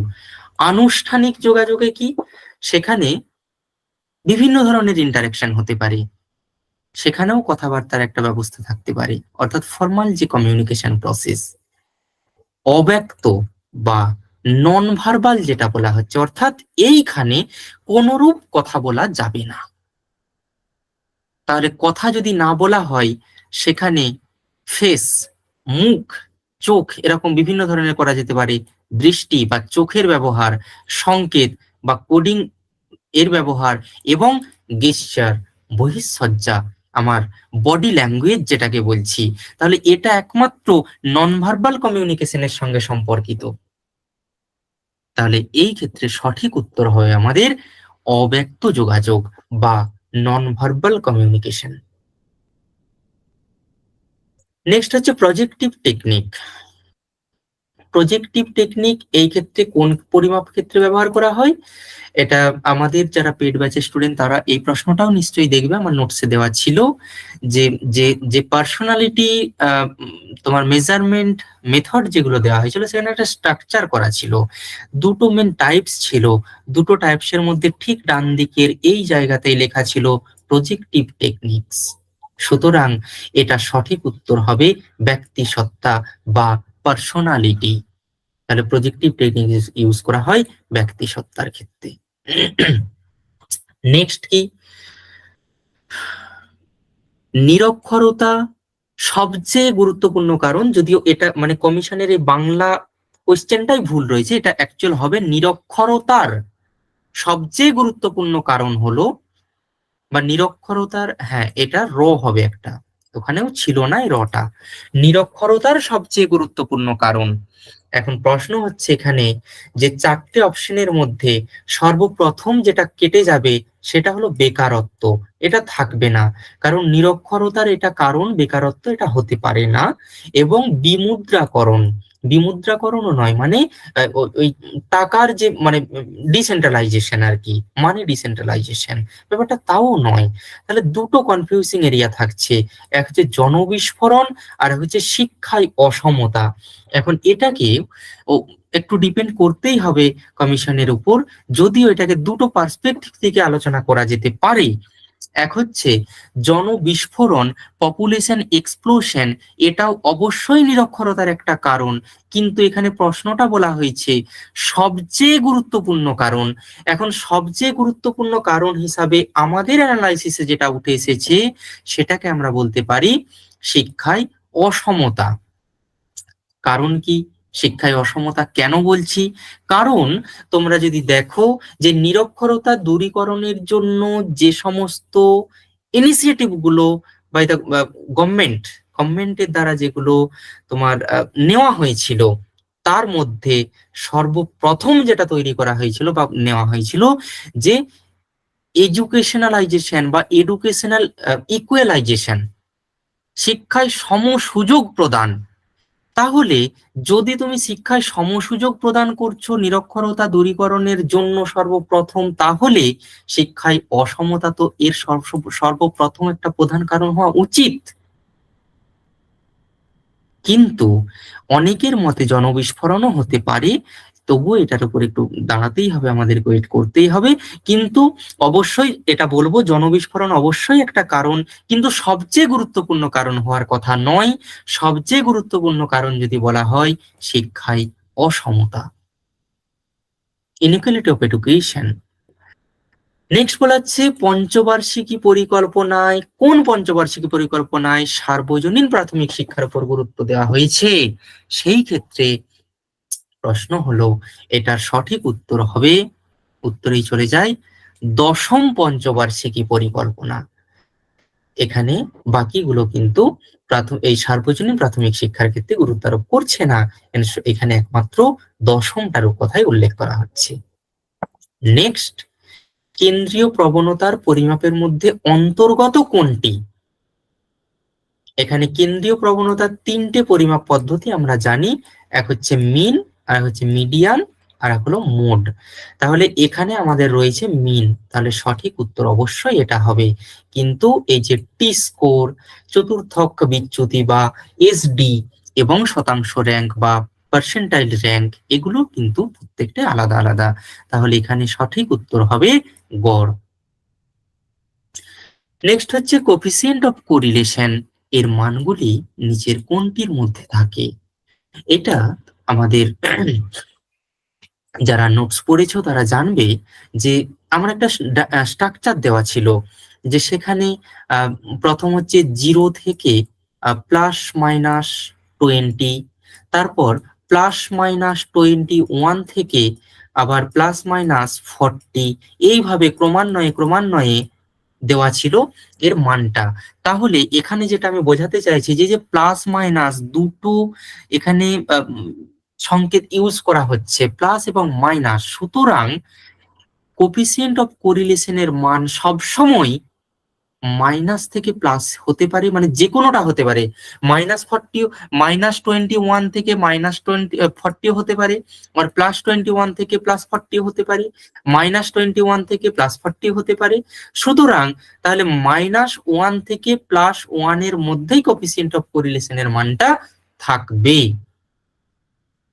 তাহলে সঠিক উত্তর হবে -1 থেকে +1 পর্যন্ত এর মান থাকবে। নেক্সট যেটা বলা হচ্ছে, যে কোনো শিক্ষামূলক অভিক্ষার যথার্থতা নির্ণয়ে নির্ভরযোগ্যতা পর্যাপ্ত শর্ত নয়, এই একটা স্টেটমেন্ট। পরবর্তীতে বলা হচ্ছে, যে কোনো অভিজ্ঞতার যথার্থতা নির্ণয় করে অভিক্ষার উদ্দেশ্যের প্রাসঙ্গিকতার উপর, যথার্থই এটা সঠিক আর সঠিক, কিন্তু এক্স, এখানে বলা হচ্ছে যথার্থতা নির্ণয়ে নির্ভরযোগ্যতা পর্যাপ্ত শর্ত নয়। কিন্তু তোমরা যদি একটু দেখো রিলায়েবিলিটি এন্ড ভ্যালিডিটিটা পড়ার সময় দেখবে, যথার্থতা নির্ণয় করতে গেলে আগে নির্ভরযোগ্যতা নির্ণয় করতেই হবে। সুতরাং যথার্থতা নির্ণয়ে নির্ভরযোগ্যতা পর্যাপ্ত শর্ত, তাহলে 9টা হতো না, সুতরাং এটা হবে ভুল। তাহলে আমরা যদি উত্তরে চলে আসি, এক্স সঠিক নয়, আর হলো সঠিক। নেক্সট হচ্ছে একটা, এই যে আনগ্রুপ ডেটা দেওয়া রয়েছে, এই সেটের মধ্যে আদর্শ বিচ্যুতি বা এসডির মান কত? ঠিক আমি যেভাবে আগেরটাই দেখালাম, সেই একই সিস্টেমে যদি আমাদের করা হয় বা করে দেখা হয়, এই ক্ষেত্রে যে 18, 23, 14, 3, 17 দেওয়া হয়েছে, এর সর্বপ্রথম আমাদের যেটা বের করতে হবে, মিন বের করতে হবে। মিন বের করে দেখবে মিন আসছে আমাদের 15। তারপরে আমাদের ওই যে এক্স মাইনাস এম তার হোল স্কোয়ার প্লাস প্লাস করে এইভাবে যাবে, ডিভাইডেড বাই এন করতে হয়। সেই পার্সপেক্টিভে আমাদের যেটা এসেছে হওয়ার কথা, 222 হবে উপরে, ডিভাইডেড বাই এখানে সংখ্যা রয়েছে 5টা, অবশ্যই রুট। তাহলে 222কে 5 দিয়ে যদি ডিভাইড করো দেখবে 44.4 হচ্ছে। এই 44.4 কে তুমি রুট করে দাও, দেখো উত্তর আসবে 6.666666 করে হতে থাকবে। সুতরাং এটা হবে সঠিক উত্তর।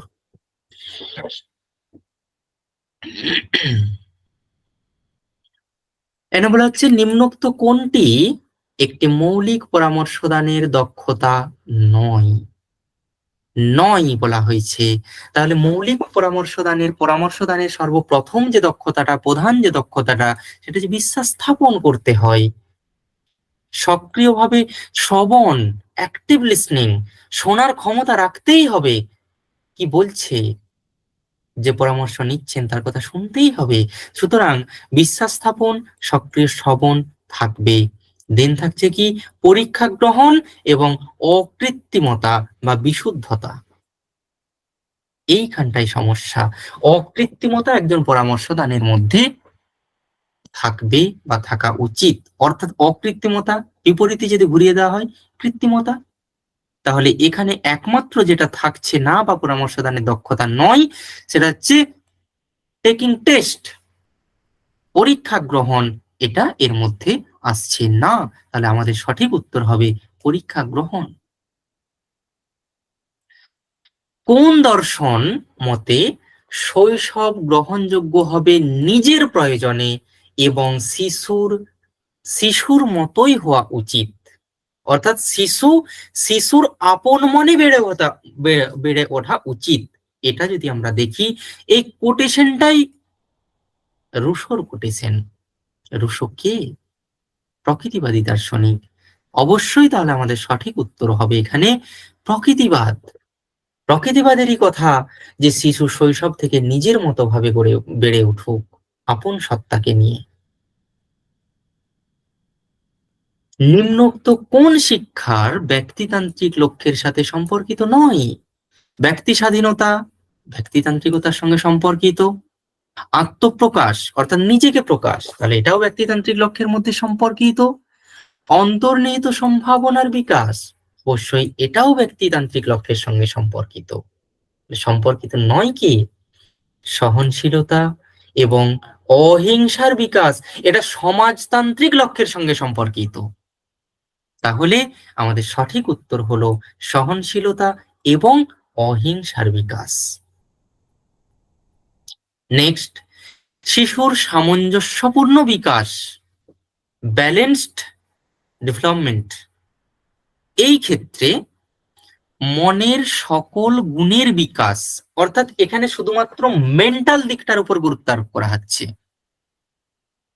দ্বিতীয়ত, সুস্থ দেহে সুস্থ মনের বিকাশ, অর্থাৎ sound mind in sound body, সেই কোটেশনটা এখানে উঠে আসছে। তাহলে সুস্থ দেহে সুস্থ মনের বিকাশ, অর্থাৎ এখানে দেহ এবং মনের উভয়ের বিকাশের কথাই বলা হচ্ছে। এবং পরবর্তী দৈহিক মানসিক নৈতিক এবং আধ্যাত্মিক সম্ভাবনার বিকাশের কথা বলা হচ্ছে। যদিও সঠিক উত্তর দৈহিক মানসিক নৈতিক এবং আধ্যাত্মিক বিকাশই হবে, কিন্তু এখানে এই আধ্যাত্মিকতার পরিবর্তে অ্যাকচুয়াল যেটা শিশুর সামঞ্জস্যপূর্ণ বিকাশ, এখানে এটা নান্দনিক বিকাশ হওয়ার কথা ছিল, কিন্তু কমিশন এটা ভুল দিয়েছে। আধ্যাত্মিক সম্ভাবনার বিকাশ নয়, এখানে অ্যাকচুয়াল যদি সামঞ্জস্যপূর্ণ বিকাশ হয় তাহলে এখানে অ্যাস্থেটিক ডেভেলপমেন্ট ঘটাতে হবে। অর্থাৎ মানে তোমরা যদি নেটে সার্চ করো দেখতেই পাবে যে এখানে physical, mental, moral and aesthetic ডেভেলপমেন্টের কথা বলা হচ্ছে সামঞ্জস্যপূর্ণ বিকাশের ক্ষেত্রে, কিন্তু এখানে আধ্যাত্মিক অর্থাৎ স্পিরিচুয়াল ডেভেলপমেন্টের কথা বলা হয়েছে। তবুও সঠিক উত্তর এটাই হওয়া উচিত। নেক্সট, ল্যাবরেটরি স্কুল, বলার কিছু নেই। আমরা জানি বিবেকানন্দ রামকৃষ্ণ মিশন, রবীন্দ্রনাথ বিশ্বভারতী, রুশোর সেরকম কোনো স্কুল জানা নেই। ডিউই ল্যাবরেটরি স্কুল, তাহলে সঠিক উত্তর হবে জন ডিউই। একজন শিক্ষকের সর্বাধিক গুরুত্বপূর্ণ ভূমিকা, এই প্রশ্নগুলো এমন উত্তর যেটা একদম সঠিক বলা সম্ভব নয়, কিন্তু ম্যাক্সিমাম প্রবাবিলিটি থাকে। এখানে বলা হচ্ছে কি শ্রেণীকক্ষে শৃঙ্খলা রক্ষা করা, শিক্ষার্থীদের গৃহ কাজ সম্পূর্ণ করা, কেটে দাও। প্রশ্ন ব্যাংক তৈরি করা, কেটে দাও। শিক্ষা প্রক্রিয়াকে আনন্দদায়ক করা। এখন এই জায়গাতেই কনফিউজড যে একজন শিক্ষকের কি সর্বাধিক গুরুত্ব আনন্দদায়ক করা একটা শিক্ষা প্রক্রিয়াকে, এটা হওয়া উচিত নয়, আমরা সেটা মনে করছি না।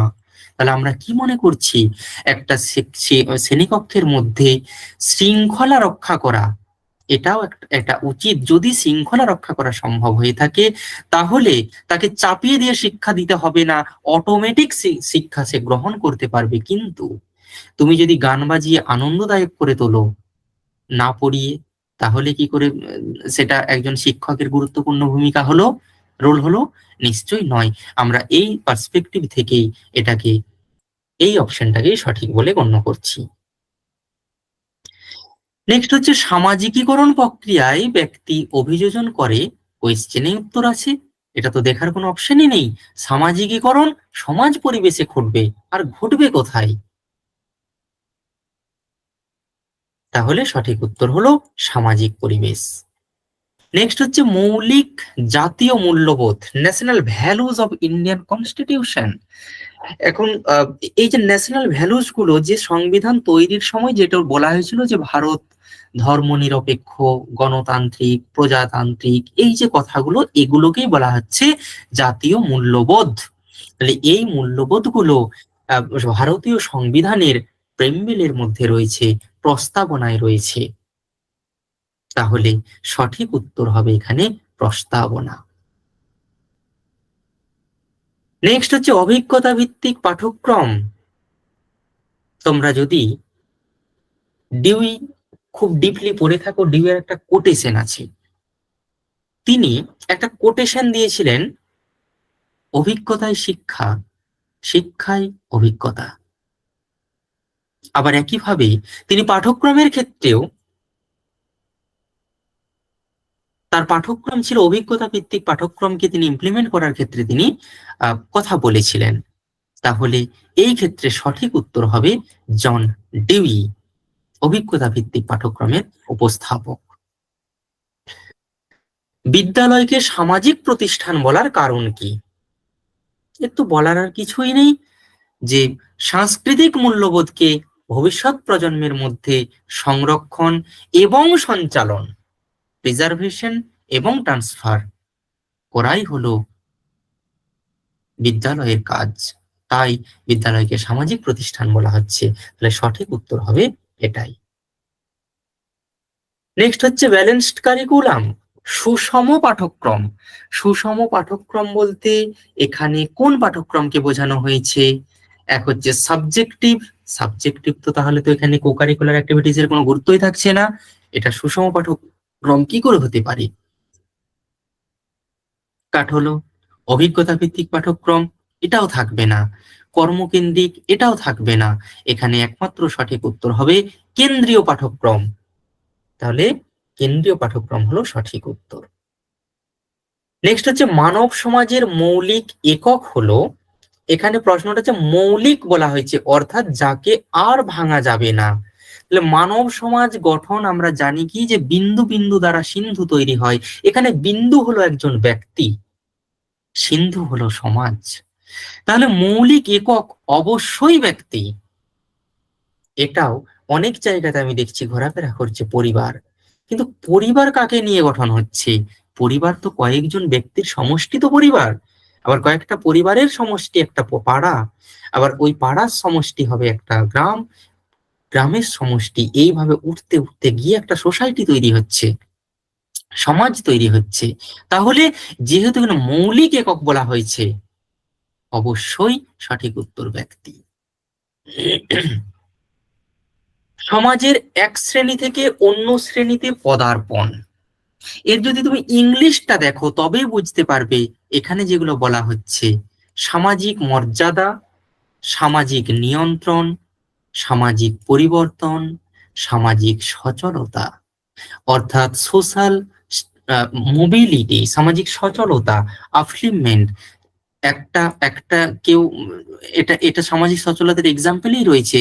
কোনো একজন রিক্সাওয়ালা বাবার পুত্র হয়তো আইএএস অফিসার হয়ে গেলেন, আবার কোনো হয়তো একজন কেরানি থেকে কেউ হয়তো স্কুলের প্রধান শিক্ষক হয়ে গেলেন। অর্থাৎ একটা শ্রেণী থেকে অন্য শ্রেণীতে পদার্পণ করছেন, ডাইভার্ট হচ্ছেন, কনভার্ট হচ্ছেন, ট্রান্সফার হচ্ছেন, এটাকে বলা হচ্ছে সোশ্যাল মোবিলিটি।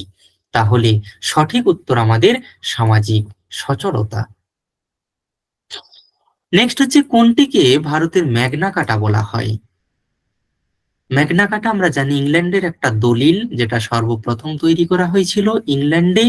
সেই ইংল্যান্ডের ওই দলিলের সঙ্গে তুলনা করা হয়েছিল আমাদের ভারতবর্ষের যে 1854 খ্রিস্টাব্দের উড ডিসপ্যাচ, এই উডের ডিসপ্যাচকে ম্যাগনা কার্টা হিসাবে তুলনা করা হয়েছিল।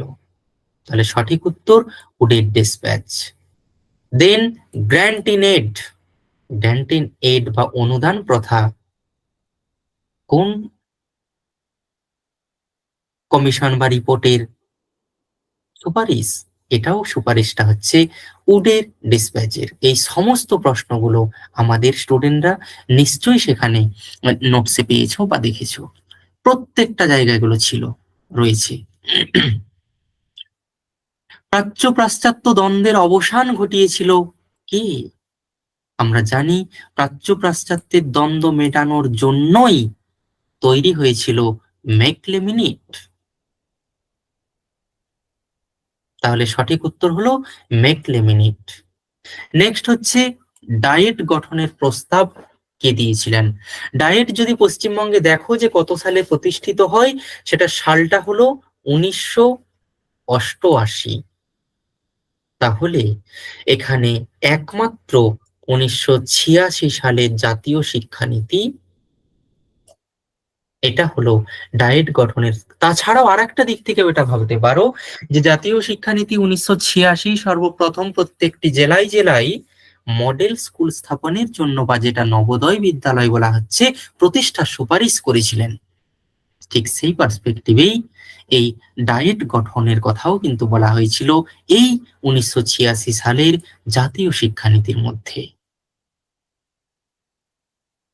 নেক্সট হচ্ছে উপনয়ন, যে শিক্ষা ব্যবস্থার সঙ্গে যুক্ত। আমি আগে এটা বলে এলাম, যখন সেই প্রবজ্জা বৌদ্ধ শিক্ষা ব্যবস্থার সঙ্গে সম্পর্কিত সেটা যখন আলোচনা করলাম, তখনই বললাম উপনয়ন এটা হলো ব্রাহ্মণ্য শিক্ষা ব্যবস্থার প্রারম্ভিক ধর্মীয় অনুষ্ঠান, উপনয়ন। নেক্সট, যে সংস্থা সরাসরি ভারতবর্ষের শিক্ষক শিক্ষণ প্রতিষ্ঠানের সঙ্গে যুক্ত, সেটি হলো ইউজিসি, ইউনিভার্সিটি গ্র্যান্টস কমিশন। উদ্দেশ্য কি?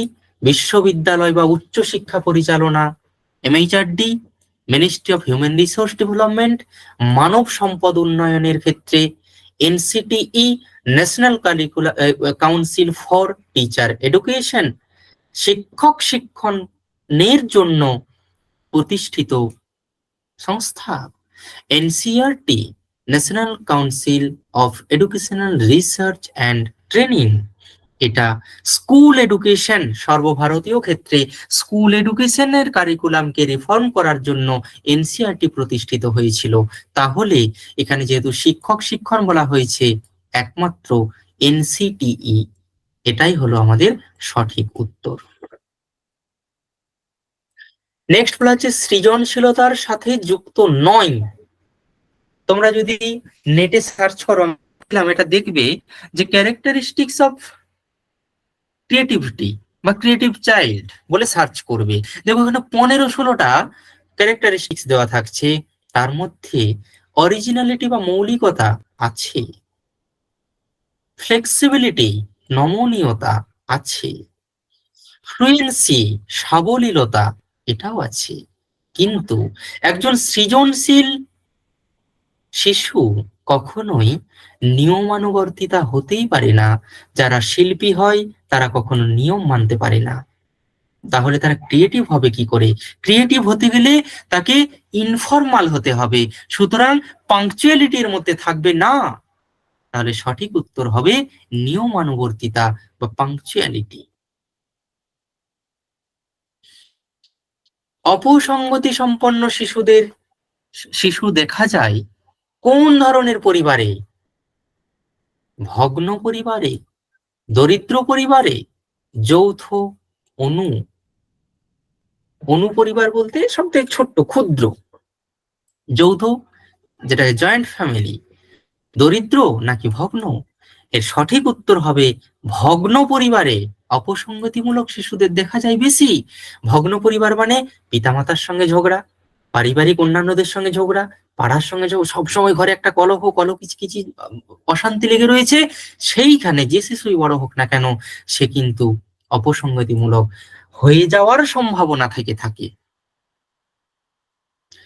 নেক্সট, যদিও এটা তেমন ভাবে আমাদের সিলেবাসের মধ্যে অন্তর্ভুক্ত নয়, কিন্তু এখানে একটা চালাকি হয়েছে, যেটা থিওরিটার নাম উল্লেখ করা নেই। যদিও এটা একটি আমরা জানি যে পিয়াজের কগনিটিভ ডেভেলপমেন্ট থিওরি, যেটা তার সঙ্গে সম্পর্কিত এই প্রশ্নটা। বিমূর্ত চিন্তন, অ্যাবস্ট্রাক্ট থিঙ্কিং অবশ্যই ফর্মাল অপারেশনাল স্টেজের অন্তর্ভুক্ত, লাস্ট স্টেজ যেটা, কিন্তু এখানে সেই থিওরির নাম উল্লেখ করা নেই। যদিও এটা সঠিক উত্তর হলো যৌগিক সক্রিয়তা, বা যেটাকে বলা হচ্ছে মানে ওই ওই ওই ফর্মাল অপারেশনাল স্টেজ।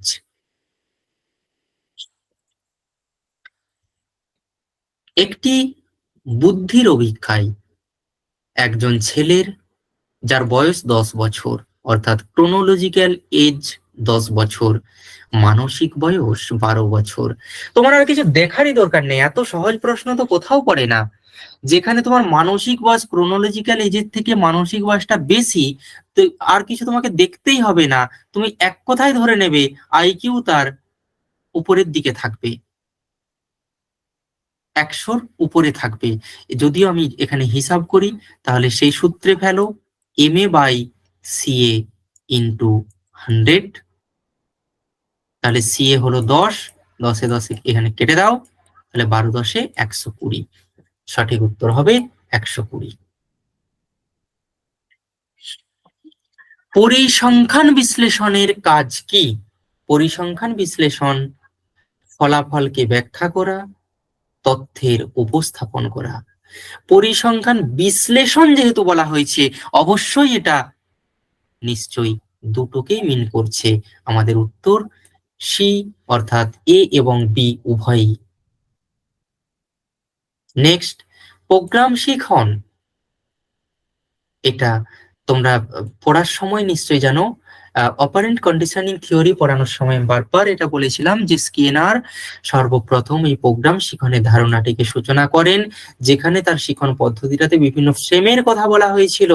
এই ফ্রেমটাকে প্রোগ্রাম ফ্রেম বলা হয়, যেখানে একটা ফ্রেম কমপ্লিট হলে, যেখানে যদি সঠিক ফিডব্যাক পায় তবেই দ্বিতীয় ফ্রেমে যাওয়া হবে, যদি না হয় সেটা পুনরায় আবার সেখানে রিপ্রেজেন্ট করা হবে, যতক্ষণ না পর্যন্ত স্টুডেন্ট ফিডব্যাক পজিটিভ আসছে। এটা হচ্ছে প্রোগ্রামিং লার্নিং। এই প্রোগ্রামিং লার্নিং এর কথা বলেছিলেন স্কিনার। সঠিক উত্তর স্কিনার।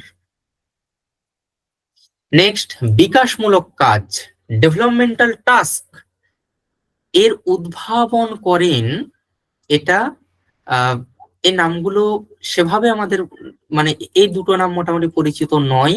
ওয়াটসন এবং টারম্যানকে আমরা জানি, তাহলে ওয়াটসন এবং টারম্যানের মধ্যে ডেভেলপমেন্টাল টাস্কের আমরা কথা উল্লেখ পাইনি, তাহলে কে হতে পারে? নিশ্চয়ই এই দুজনের মধ্যে হবে। এখানে সঠিক উত্তর হবে হবিগহান্ট। তিনি সর্বপ্রথম ডেভেলপমেন্টাল টাস্কের উদ্ভাবন করেছিলেন। নেক্সট, শিশুদের মধ্যে হতাশার প্রাথমিক কারণ কি?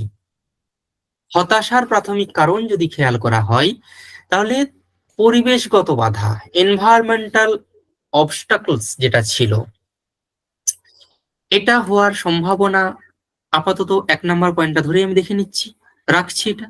পিতামাতার প্রশ্রয়, প্রশ্রয় পেলে কেন হতাশা হবে? তাহলে তো হতাশা হবে না, কেটে গেল।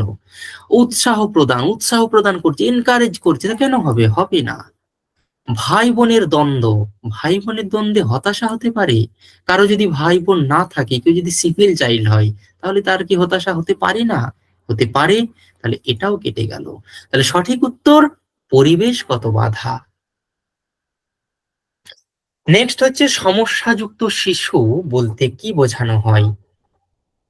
কম, যাদের কম সাধারণ বুদ্ধি থাকে? না, এটাও নয়। যারা কোনো একটি বিষয়ে দুর্বল, একটি বিষয়ে যদি দুর্বল হয়ে থাকে তাদের কি সমস্যাযুক্ত বলা যেতে পারে? না। যাদের শারীরিক ত্রুটি, তাদের কি কি বলা যেতে পারে? তারা তো মেন্টালি ফিট হতে পারে। তাহলে কোনো, এটাও তো সেই একটা দিকের মধ্যেই পড়ে যাচ্ছে, ব্যাপারটা বুঝতে হবে। এটাও হবে না। যারা সঙ্গতি বিধানে অক্ষম, অর্থাৎ যারা অ্যাডজাস্টমেন্ট করতে পারে না, তাদের ক্ষেত্রে তাদেরকেই একমাত্র সমস্যাযুক্ত শিশু বলা হয়।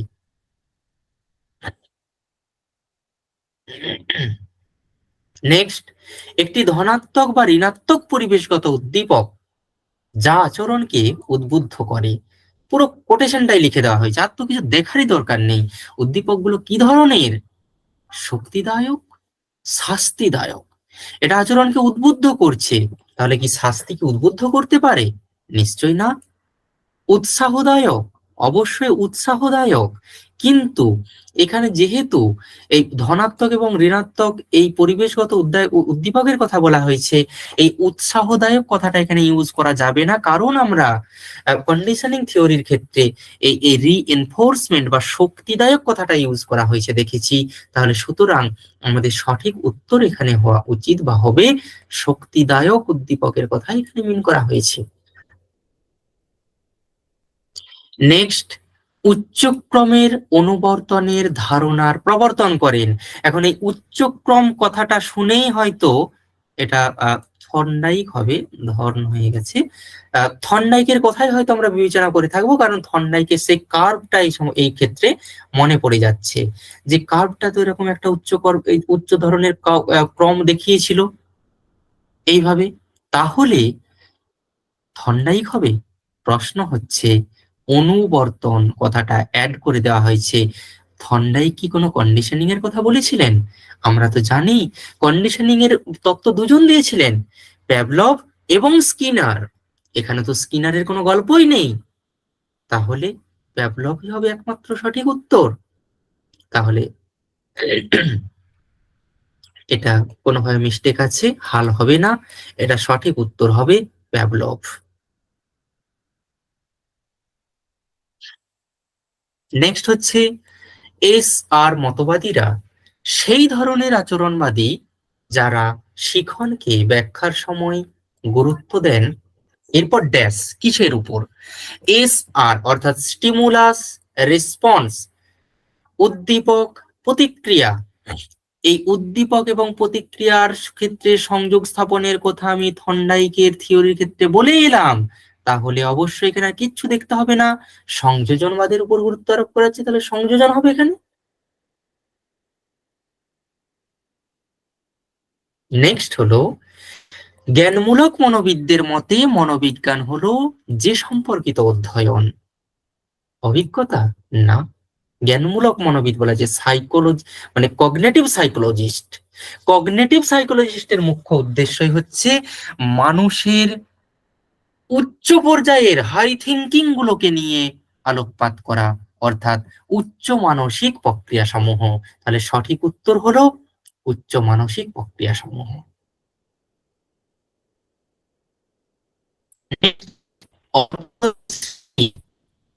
সম্পর্ক, এখানে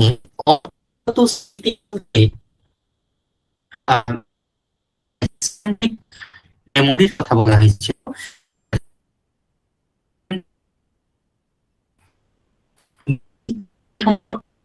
ইমাজিন করা হচ্ছে না, থাকবে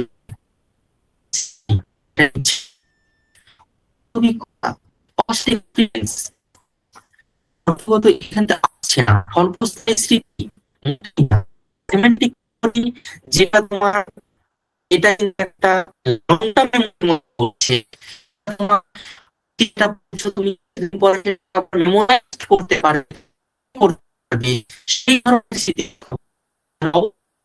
তোমার কাছে যে স্মৃতিটা, যে ফ্যাক্টটা তুমি লিখেছো, যে স্মৃতি, এটাই হচ্ছে বা স্মৃতি।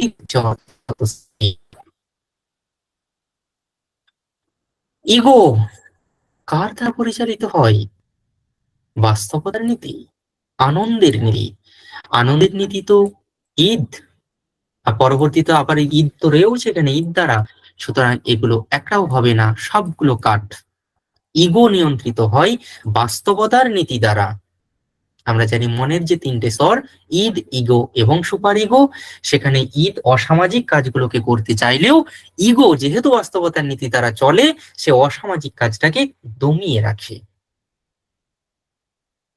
বর্তমান সোসাইটিতে যদি যা দেখো, ওই অ্যান্টি সোশ্যালিস্ট যারা, তারা যে অ্যাক্টিভিটিস গুলো করে সেটা ঈদের কাজ, পুলিশ যারা তাদেরকে সেটা বাধা দিয়ে রাখে সেটা ইগোর কাজ, তারপরেও ইগো পুলিশ যদি না কন্ট্রোল করতে পারে, আদালত, হাইকোর্ট আছে, সুপার ইগোর কাজ। এইভাবে বিষয়টাকে মাথায় রাখার চেষ্টা করবে ক্রোনোলজিটা। Anti socialist, police, high court. Next হচ্ছে ব্যক্তিত্বের সংলক্ষণ তত্ত্ব সর্বপ্রথম কে উপস্থাপন করেন? ব্যক্তিত্বের সংলক্ষণ তত্ত্ব অর্থাৎ ব্যক্তিত্ব সম্পর্ক যে কোনো কিছু যদি প্রশ্ন আসে, সর্বপ্রথম উত্তর হওয়া উচিত এবং হবে আলপোর্ট, তার বাইরে কেউ থাকবে না এখানে। তাহলে সঠিক উত্তর আমাদের হবে আলপোর্ট। পরিসংখ্যান বিভাজনের চূড়া বা তীক্ষ্ণতা বলতে বোঝানো হয় তীক্ষ্ণতা। এটা আমরা কার্টোসিসের বাংলায় তো জানি কি তীক্ষ্ণতা, মানে এমন পাতি পাতি কোয়েশ্চেন দেখলে অবাক লাগে। তো কার্টোসিসের বাংলায় তীক্ষ্ণতা, তাহলে এখানে আর কিছু বলার তো দরকারই নেই, উত্তর কার্টোসিস। নেক্সট হচ্ছে নরমাল কার্ভ। এই ক্ষেত্রে কার্টোসিসের মান কত হবে? আমরা জানি কার্টোসিসের আদর্শ মান, যেটা কার্টোসিসের যে তিনটে ভাগ, লেপ্টিকার্টিক, মেসোকার্টিক এবং প্লেটিকার্টিক, এই তিনটে কার্টোসিসের যে ভাগ, তার মধ্যে মেসোকার্টিক হলো কার্টোসিসের আদর্শ মান। মেসোকার্টিকের মান হচ্ছে 0.263। তাহলে এখানে কার্টোসিসের মান হলো এটাই 0.263। This is right option. Next, কোন ধরনের যথার্থতা সব থেকে সহজে নির্ণয় করা যায়? সেটা আমাকে বলতে হবে না, তোমরা এখানে দেখলেই বুঝতে পারছো। অর্থাৎ দেখেই বুঝে নাও, এই যে আমি বলছি দেখলেই বুঝতে পারছো। অর্থাৎ দেখে কি বুঝতে পারবে? ফেস, মুখ দেখো বুঝে নাও। তাহলে এক্ষেত্রে আর বিপরীত কোনো কথাই আসছে না। তাহলে ফেস ভ্যালিডিটি সব থেকে সহজে নির্ণয় করা যায়। নেক্সট হচ্ছে প্রেষণা চক্রের প্রথম স্তর।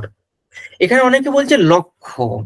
প্রশ্ন হচ্ছে প্রেষণা চক্রের প্রথম স্তর তোমার মধ্যে তাড়না যদি না থাকে, তোমার মধ্যে যদি খিদে না পায়, তাহলে তোমার মধ্যে চাহিদা সৃষ্টি হবে না। আস্তে আস্তে এটা কিন্তু স্টেপ বাই স্টেপ তোমরা চক্রটা যদি দেখো, সর্বপ্রথম তাড়না থেকে, চাহিদা থেকে আস্তে আস্তে এগিয়ে যাচ্ছে লক্ষ্যাভিমুখী আচরণ, তারপর লক্ষ্য পূরণ।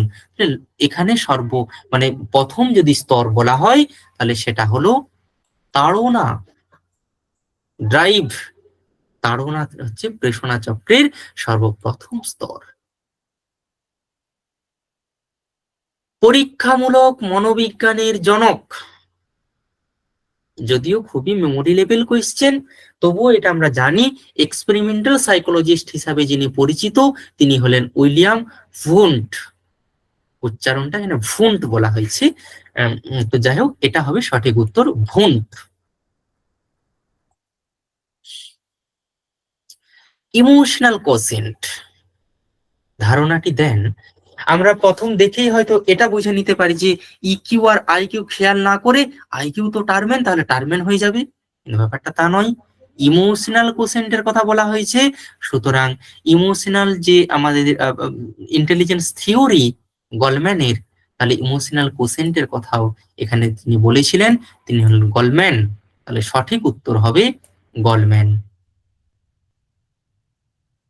নেক্সট হচ্ছে প্রজ্ঞা। এই বিষয়টা একটু বুঝতে হবে, জ্ঞান আর প্রজ্ঞা, নলেজ অ্যান্ড কগনিশন, বিষয়টা কি? নলেজ হচ্ছে কোনো বিষয় সম্পর্কে আমি যেটা জানি, আমার জানাটাই হলো ওই বিষয় সম্পর্কে আমার জ্ঞান। প্রজ্ঞা কি? ওই জ্ঞানটাকে যখন আমি বাস্তবায়ন করছি, আমি কাজে লাগাচ্ছি, তাহলে এই ইমপ্লিমেন্টেশন অফ দ্য নলেজ। তাহলে জানা তো আমার জ্ঞানটা আমি জানি, ইচ্ছা প্রকাশ তো এর মধ্যেই পড়বে না, অনুভূতি তো আমার ব্যক্তিগত ব্যাপার, তাহলে দুটোই কেটে গেল। আর নলেজ হলো জানা, তাহলে কগনিশন, আমি ইংলিশটাও দেখছিলাম, ইংলিশটাও কগনিশন রয়েছে, নলেজ নেই। তাহলে অতএব প্রজ্ঞা হবে কাজ করা। এখন এই বাংলাটার ক্ষেত্রে একটু সমস্যাটা করেছে যে কাজ করা কথাটা বলতে একটু অন্যরকম বোঝাচ্ছে, কিন্তু অ্যাকচুয়াল কাজ করা বলতে ওই ইমপ্লিমেন্টেশন বা বাস্তবায়নের কথা বলা হচ্ছে। যেটা আমার মধ্যে মানে জ্ঞান রয়েছে, জ্ঞানটার বাস্তবায়নই হলো কাজ করা, বা মানে মানে প্রয়োগ করা আর কি, এটাই হচ্ছে প্রজ্ঞা। তাহলে সঠিক উত্তর হবে কাজ করা। এটা বলছে যে নিম্নলিখিত দার্শনিকগণ এবং দার্শনিকদের মধ্যে সঠিক মিল। ভাববাদ প্লেটো, ঠিক আছে। প্রকৃতিবাদ ডিউই, মিস্টেক হয়ে গেল, তাহলে এটা হবে না, কেটে গেল। ভাববাদ রুশো, হবে না, কেটে গেল। ভাববাদ ডিউই, হবে না, কেটে গেল। ভাববাদ প্লেটো, প্রকৃতিবাদ রুশো, বাস্তববাদ ডিউই, মার্ক্সবাদ কার্ল মার্কস। বেশ, গল্প শেষ, অপশন ডি। নেক্সট, এই নিম্নলিখিত দার্শনিক মতবাদ এবং শিক্ষণ পদ্ধতির মধ্যে সঠিক মিল কোনটা? ভাববাদ আত্মোপলব্ধি, ঠিক আছে। প্রকৃতিবাদ পরীক্ষণ, ঠিক আছে। প্রয়োগবাদ সমস্যার সমাধান, বাহ, ঠিক আছে। তাহলে অবশ্যই অপশন এ হবে সঠিক উত্তর, বাকিগুলো দেখারই দরকার নেই, কারণ আমরা জানি self realisation is the most important aim of idealism. তাহলে সেই সেলফ রিয়েলাইজেশন তোমার ফার্স্ট পয়েন্টেই রয়েছে, ভাববাদ আত্মোপলব্ধি, আর তো কোথাও নেই, সুতরাং দেখারই দরকার নেই, ছেড়ে দাও। এবং আমরা জানি প্রয়োগবাদ প্রাগমাটিজম, সমস্যার সমাধান। ব্যাস, মিটে গেল। নেক্সট, কোন দার্শনিক মতবাদ শিক্ষা এবং আত্মপ্রকাশ প্রবৃত্তির ভিত্তি হিসাবে সুখ এবং স্বাধীনতার উপর জোর দেয়? অর্থাৎ সেই আবারও আসছে প্লিজার এবং ফ্রিডম, এই দিকের উপর গুরুত্ব আরোপ করা হচ্ছে। এইটার উপর একমাত্র গুরুত্ব দিয়েছিলেন প্রকৃতিবাদ। তাহলে সঠিক উত্তর হবে প্রকৃতিবাদ। এখানে মিল খুঁজতে বলছে। মাথা থেকে নিচের দিকে, শরীর থেকে বাইরের দিকে, শরীরের কেন্দ্র থেকে বাইরের দিকে, আর নির্দিষ্ট পর্যায়ক্রমিক বিকাশের প্রক্রিয়া। মাথা থেকে নিচের দিকে আমরা জানি এই প্রক্রিয়াটা হচ্ছে সেফালোকডাল। আছে নাকি অপশনে? 1B, 1A কাট, 1C কাট, তাহলে একমাত্র বি অপশন রয়েছে 1B, এটাই হবে সঠিক উত্তর। তারপর শরীর কেন্দ্র থেকে বাইরের দিকে প্রক্সিমো ডিস্টাল, এবং এটা এখানে রয়ে গেল। তাহলে সঠিক উত্তর হলো আমাদের অপশন বি, অর্থাৎ সেফালোকোডাল মাথা থেকে নিচের দিকে, প্রক্সিমো ডিস্টাল কেন্দ্র থেকে বাইরের দিকে, আর এটা যা রয়েছে তাই। ব্যাস, এই গেল গল্প। টোটাল 90টা প্রশ্ন কমপ্লিট। আশা করি বিষয়টা বুঝতে পেরেছো, এবং যদি কোনো জায়গাতে কিছু থাকে অসুবিধা, কোনো প্রশ্ন নিয়ে যদি কিছু বলারও থাকে বলতে পারো।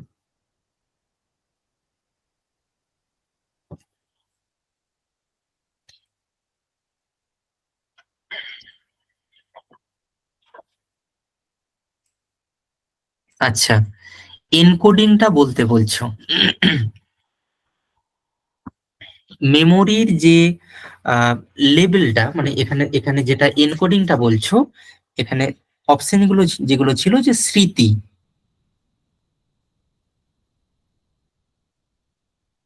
এক মিনিট,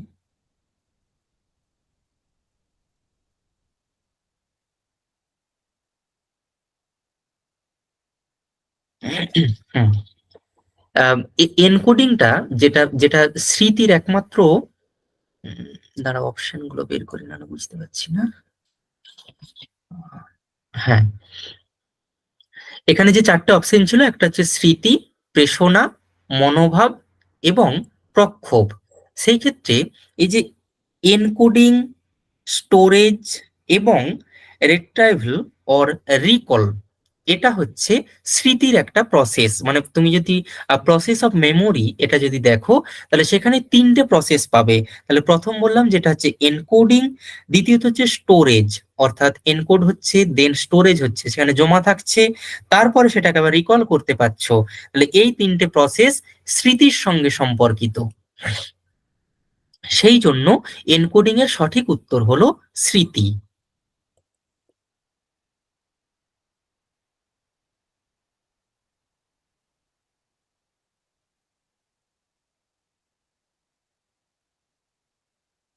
আর কেউ কিছু কিছু বলতে চাও?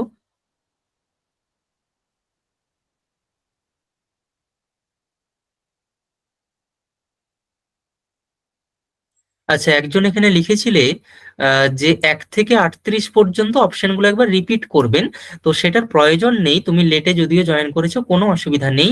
এই এই এই ক্লাসটা প্রত্যেকেই রেকর্ডেড ভিডিও পেয়ে যাবে, তোমরা সেখান থেকে দেখে নিতে পারবে। ইউটিউবে ভিডিওটা আমাদের আপলোড হবে।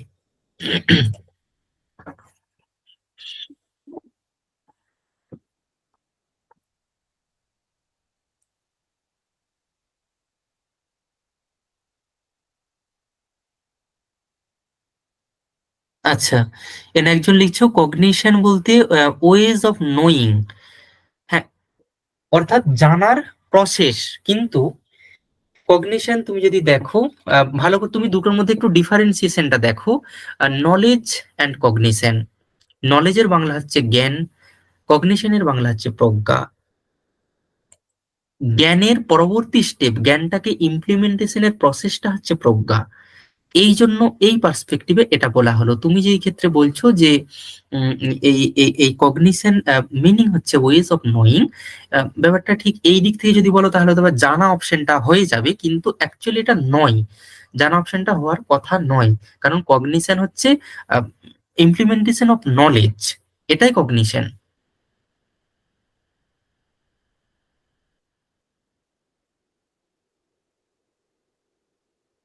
ওকে, আর কেউ কিছু?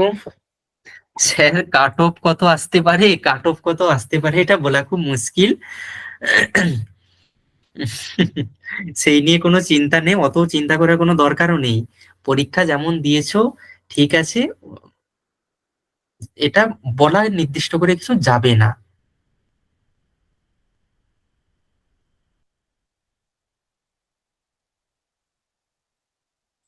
হ্যাঁ, যেটা সেলিম শেখ লিখছো যে একটি পরীক্ষার নাম বলুন যাতে লিখন এবং এর প্রয়োজন নেই, সেটা তো বললাম যে ওটা হচ্ছে পারফরমেন্স টেস্টটা হবে। কারণ অ্যাপটিটিউড এবং ইন্টারেস্ট টেস্ট টেস্ট যে দুটো ছিল, এই টেস্টগুলোর ক্ষেত্রে কিন্তু এটার একটা যথার্থতা রয়েছে। মানে প্রয়োজন হলেও হতে পারে, মানে হতে পারে মানে হয়। তো সেই ক্ষেত্রে সঠিক উত্তরটা পারফরমেন্স টেস্টেই হবে। আপলোড হয়ে যাবে, কালকের মধ্যে আপলোড হয়ে যাবে, তোমরা পেয়েও যাবে। এমএসসি এক্সামের প্রসেসটা যদি বলো, এই যে তোমরা 90 নাম্বারের পরীক্ষা দিয়ে আসলে, এখানে তো নেগেটিভ মার্কিং আছে সেটাও জানো। অর্থাৎ একটা প্রশ্ন ভুল হয়ে গেলেই 0.5 বাদ যাবে। তার মানে হিসাব যদি সহজে বুঝতে চাও তাহলে তোমাদের এটা ভাবতে হবে যে ধরো কেউ 80টা প্রশ্ন টাচ করে এসেছো, 80টা প্রশ্নের মধ্যে তোমার 10টা ভুল হয়েছে, তার মানে তোমার 1.5 নাম্বার করে এক একটা প্রশ্নে ভুল যাবে। তাহলে 80টা প্রশ্ন মানে 80 নাম্বার, সেখানে তুমি 10টা ভুল করেছো, তার মানে 10 গুণিত 1.5 সমান 15 নাম্বার। তাহলে 80 - 15 = 65 তুমি পাবে। এই হিসাবে এই এই তোমার থিওরি পরীক্ষাটার নাম্বারটা পাবে। তারপরে তাহলে 90-এর মধ্যে এটা পেয়ে গেলে তারপরে 10 নাম্বারের তোমাদের আবার ইন্টারভিউ হবে। সেইখানে 5 5 করে ওই অ্যাপটিটিউড টেস্ট এবং ইন্টারভিউ মিলিয়ে থাকে, ডেমোস্ট্রেশন থাকে, সব মিলিয়ে 10 নাম্বার। এবার তোমার এই রিটেন এক্সাম এবং তোমার ওইখানে 10 নাম্বারের উপর তুমি যেটা পাবে ওভারঅল প্যানেল হবে। কত পেলে পাস, নির্দিষ্ট পাসের কোনো মার্কস এই ক্ষেত্রে বলা নেই, যেমন প্রাইমারির ক্ষেত্রে বলা থাকে। তবে এখানে কি ওই নেটের মতোই একটা ম্যাক্সিমাম নাম্বার থেকে আস্তে আস্তে নিচের দিকে আসতে থাকবে। একটা নির্দিষ্ট আহ, যতগুলো সিট থাকে বর্তমান নিয়ম অনুযায়ী তার 1.5 গুণ শিক্ষার্থীকে ইন্টারভিউতে ডাকা ডাকা হয়। অর্থাৎ যে হিসাবে আমাদের এডুকেশনে 23টা সিট বলা হয়েছে, সেই হিসাবে 35 জনকে ম্যাক্সিমাম ডাকার কথা ইন্টারভিউয়ে। তো এই হচ্ছে ব্যাপার। হ্যাঁ, অর্থগত স্মৃতি যার সঙ্গে সম্পর্কিত, এটা বললাম যে এটা হচ্ছে ঘটনা আহ, সঙ্গে সম্পর্কিত। কারণ এটা অর্থগত স্মৃতির ইংলিশটা যদি দেখো সিমেন্টিক মেমোরি। এটা হচ্ছে কোনো ফ্যাক্ট যেটা তুমি আজকে দেখলে পরবর্তীকালে সেটাকে তুমি মনে করতে পারো, অর্থাৎ সেটা তোমার মাথায় থেকে গেল। আর এখানে অপশনগুলো বাকিগুলো যেগুলো ছিল কি অ্যাবস্ট্রাক্ট, বিমূর্ত। বিমূর্ত তো তুমি দেখছোই না, বিমূর্ত তোমার ফ্যাক্ট হচ্ছেই না। ওটা তো সম্পূর্ণ আলাদা। আর ছিল কি শর্ট টার্ম, শর্ট টার্মও এর মধ্যে থাকছে না, কারণ সিম্যান্টিক হচ্ছে লং টার্ম। সেই জন্য অবশ্যই এর সঙ্গে যেটা সম্পর্কিত অপশন বি ছিল সম্ভবত, যে ঘটনার স্মৃতি, ঘটনা সম্পর্কিত স্মৃতি, সেটাই হচ্ছে অর্থগত স্মৃতি।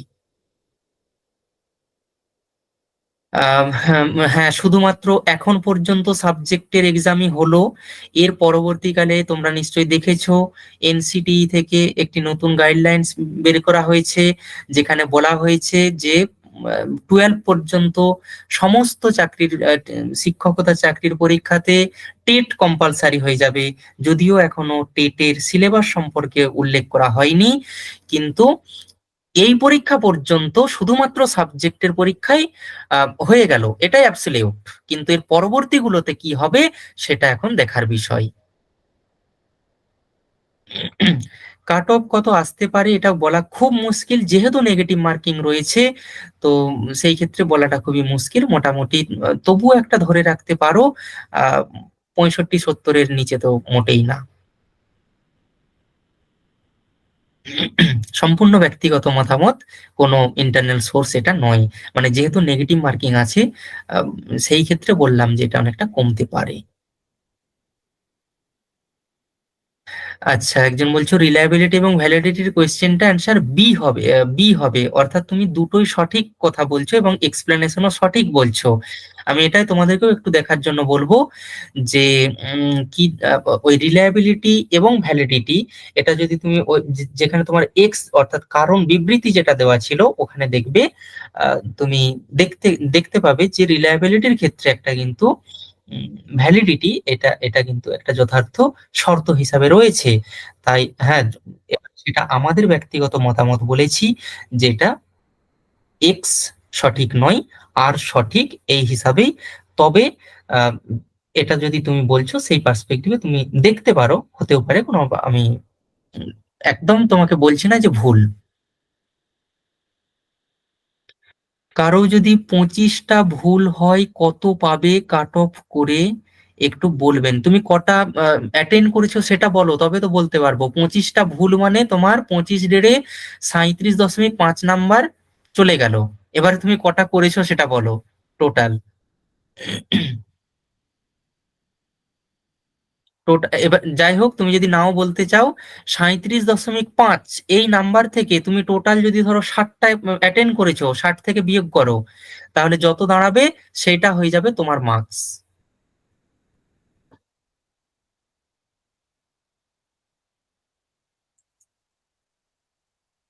কেউ একটা হ্যান্ড রেজ করেছো মনে হয়, কিছু বলবে? শুভজিৎ সরকার বলো। আচ্ছা, 90-এর মধ্যে 25টা ভুল, তাহলে তুমি 90 থেকে 37.5 বিয়োগ করে দাও, যত হবে সেটা।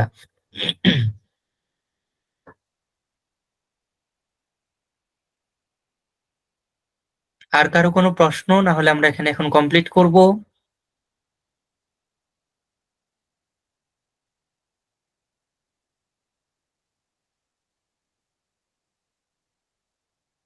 হ্যান্ড রেজ করছো ঠিকই, কিন্তু তোমাকে টাইপ করতে হবে, লেখো।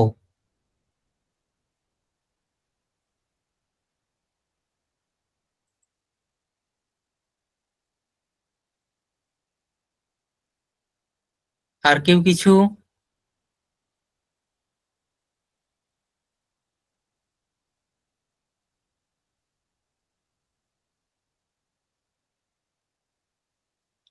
আচ্ছা, ইংলিশ অপশন গুলো সব ছিল।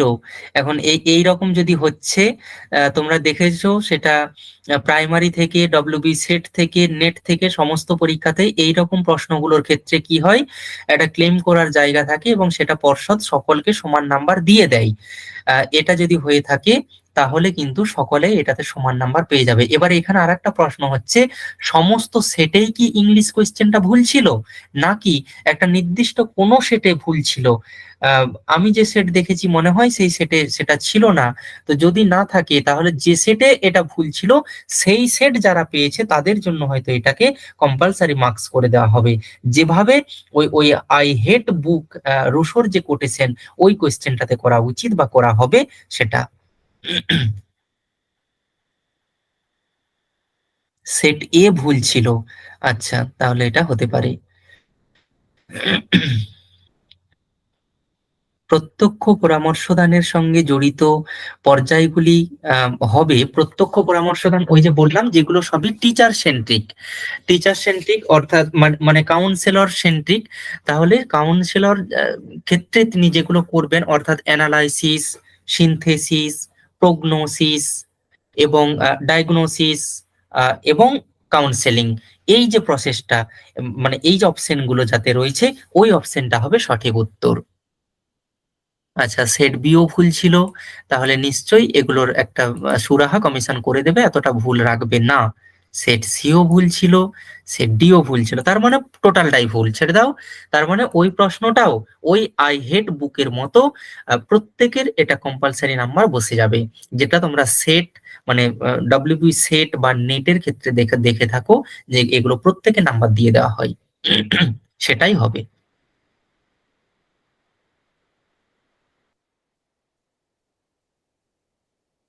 ওকে,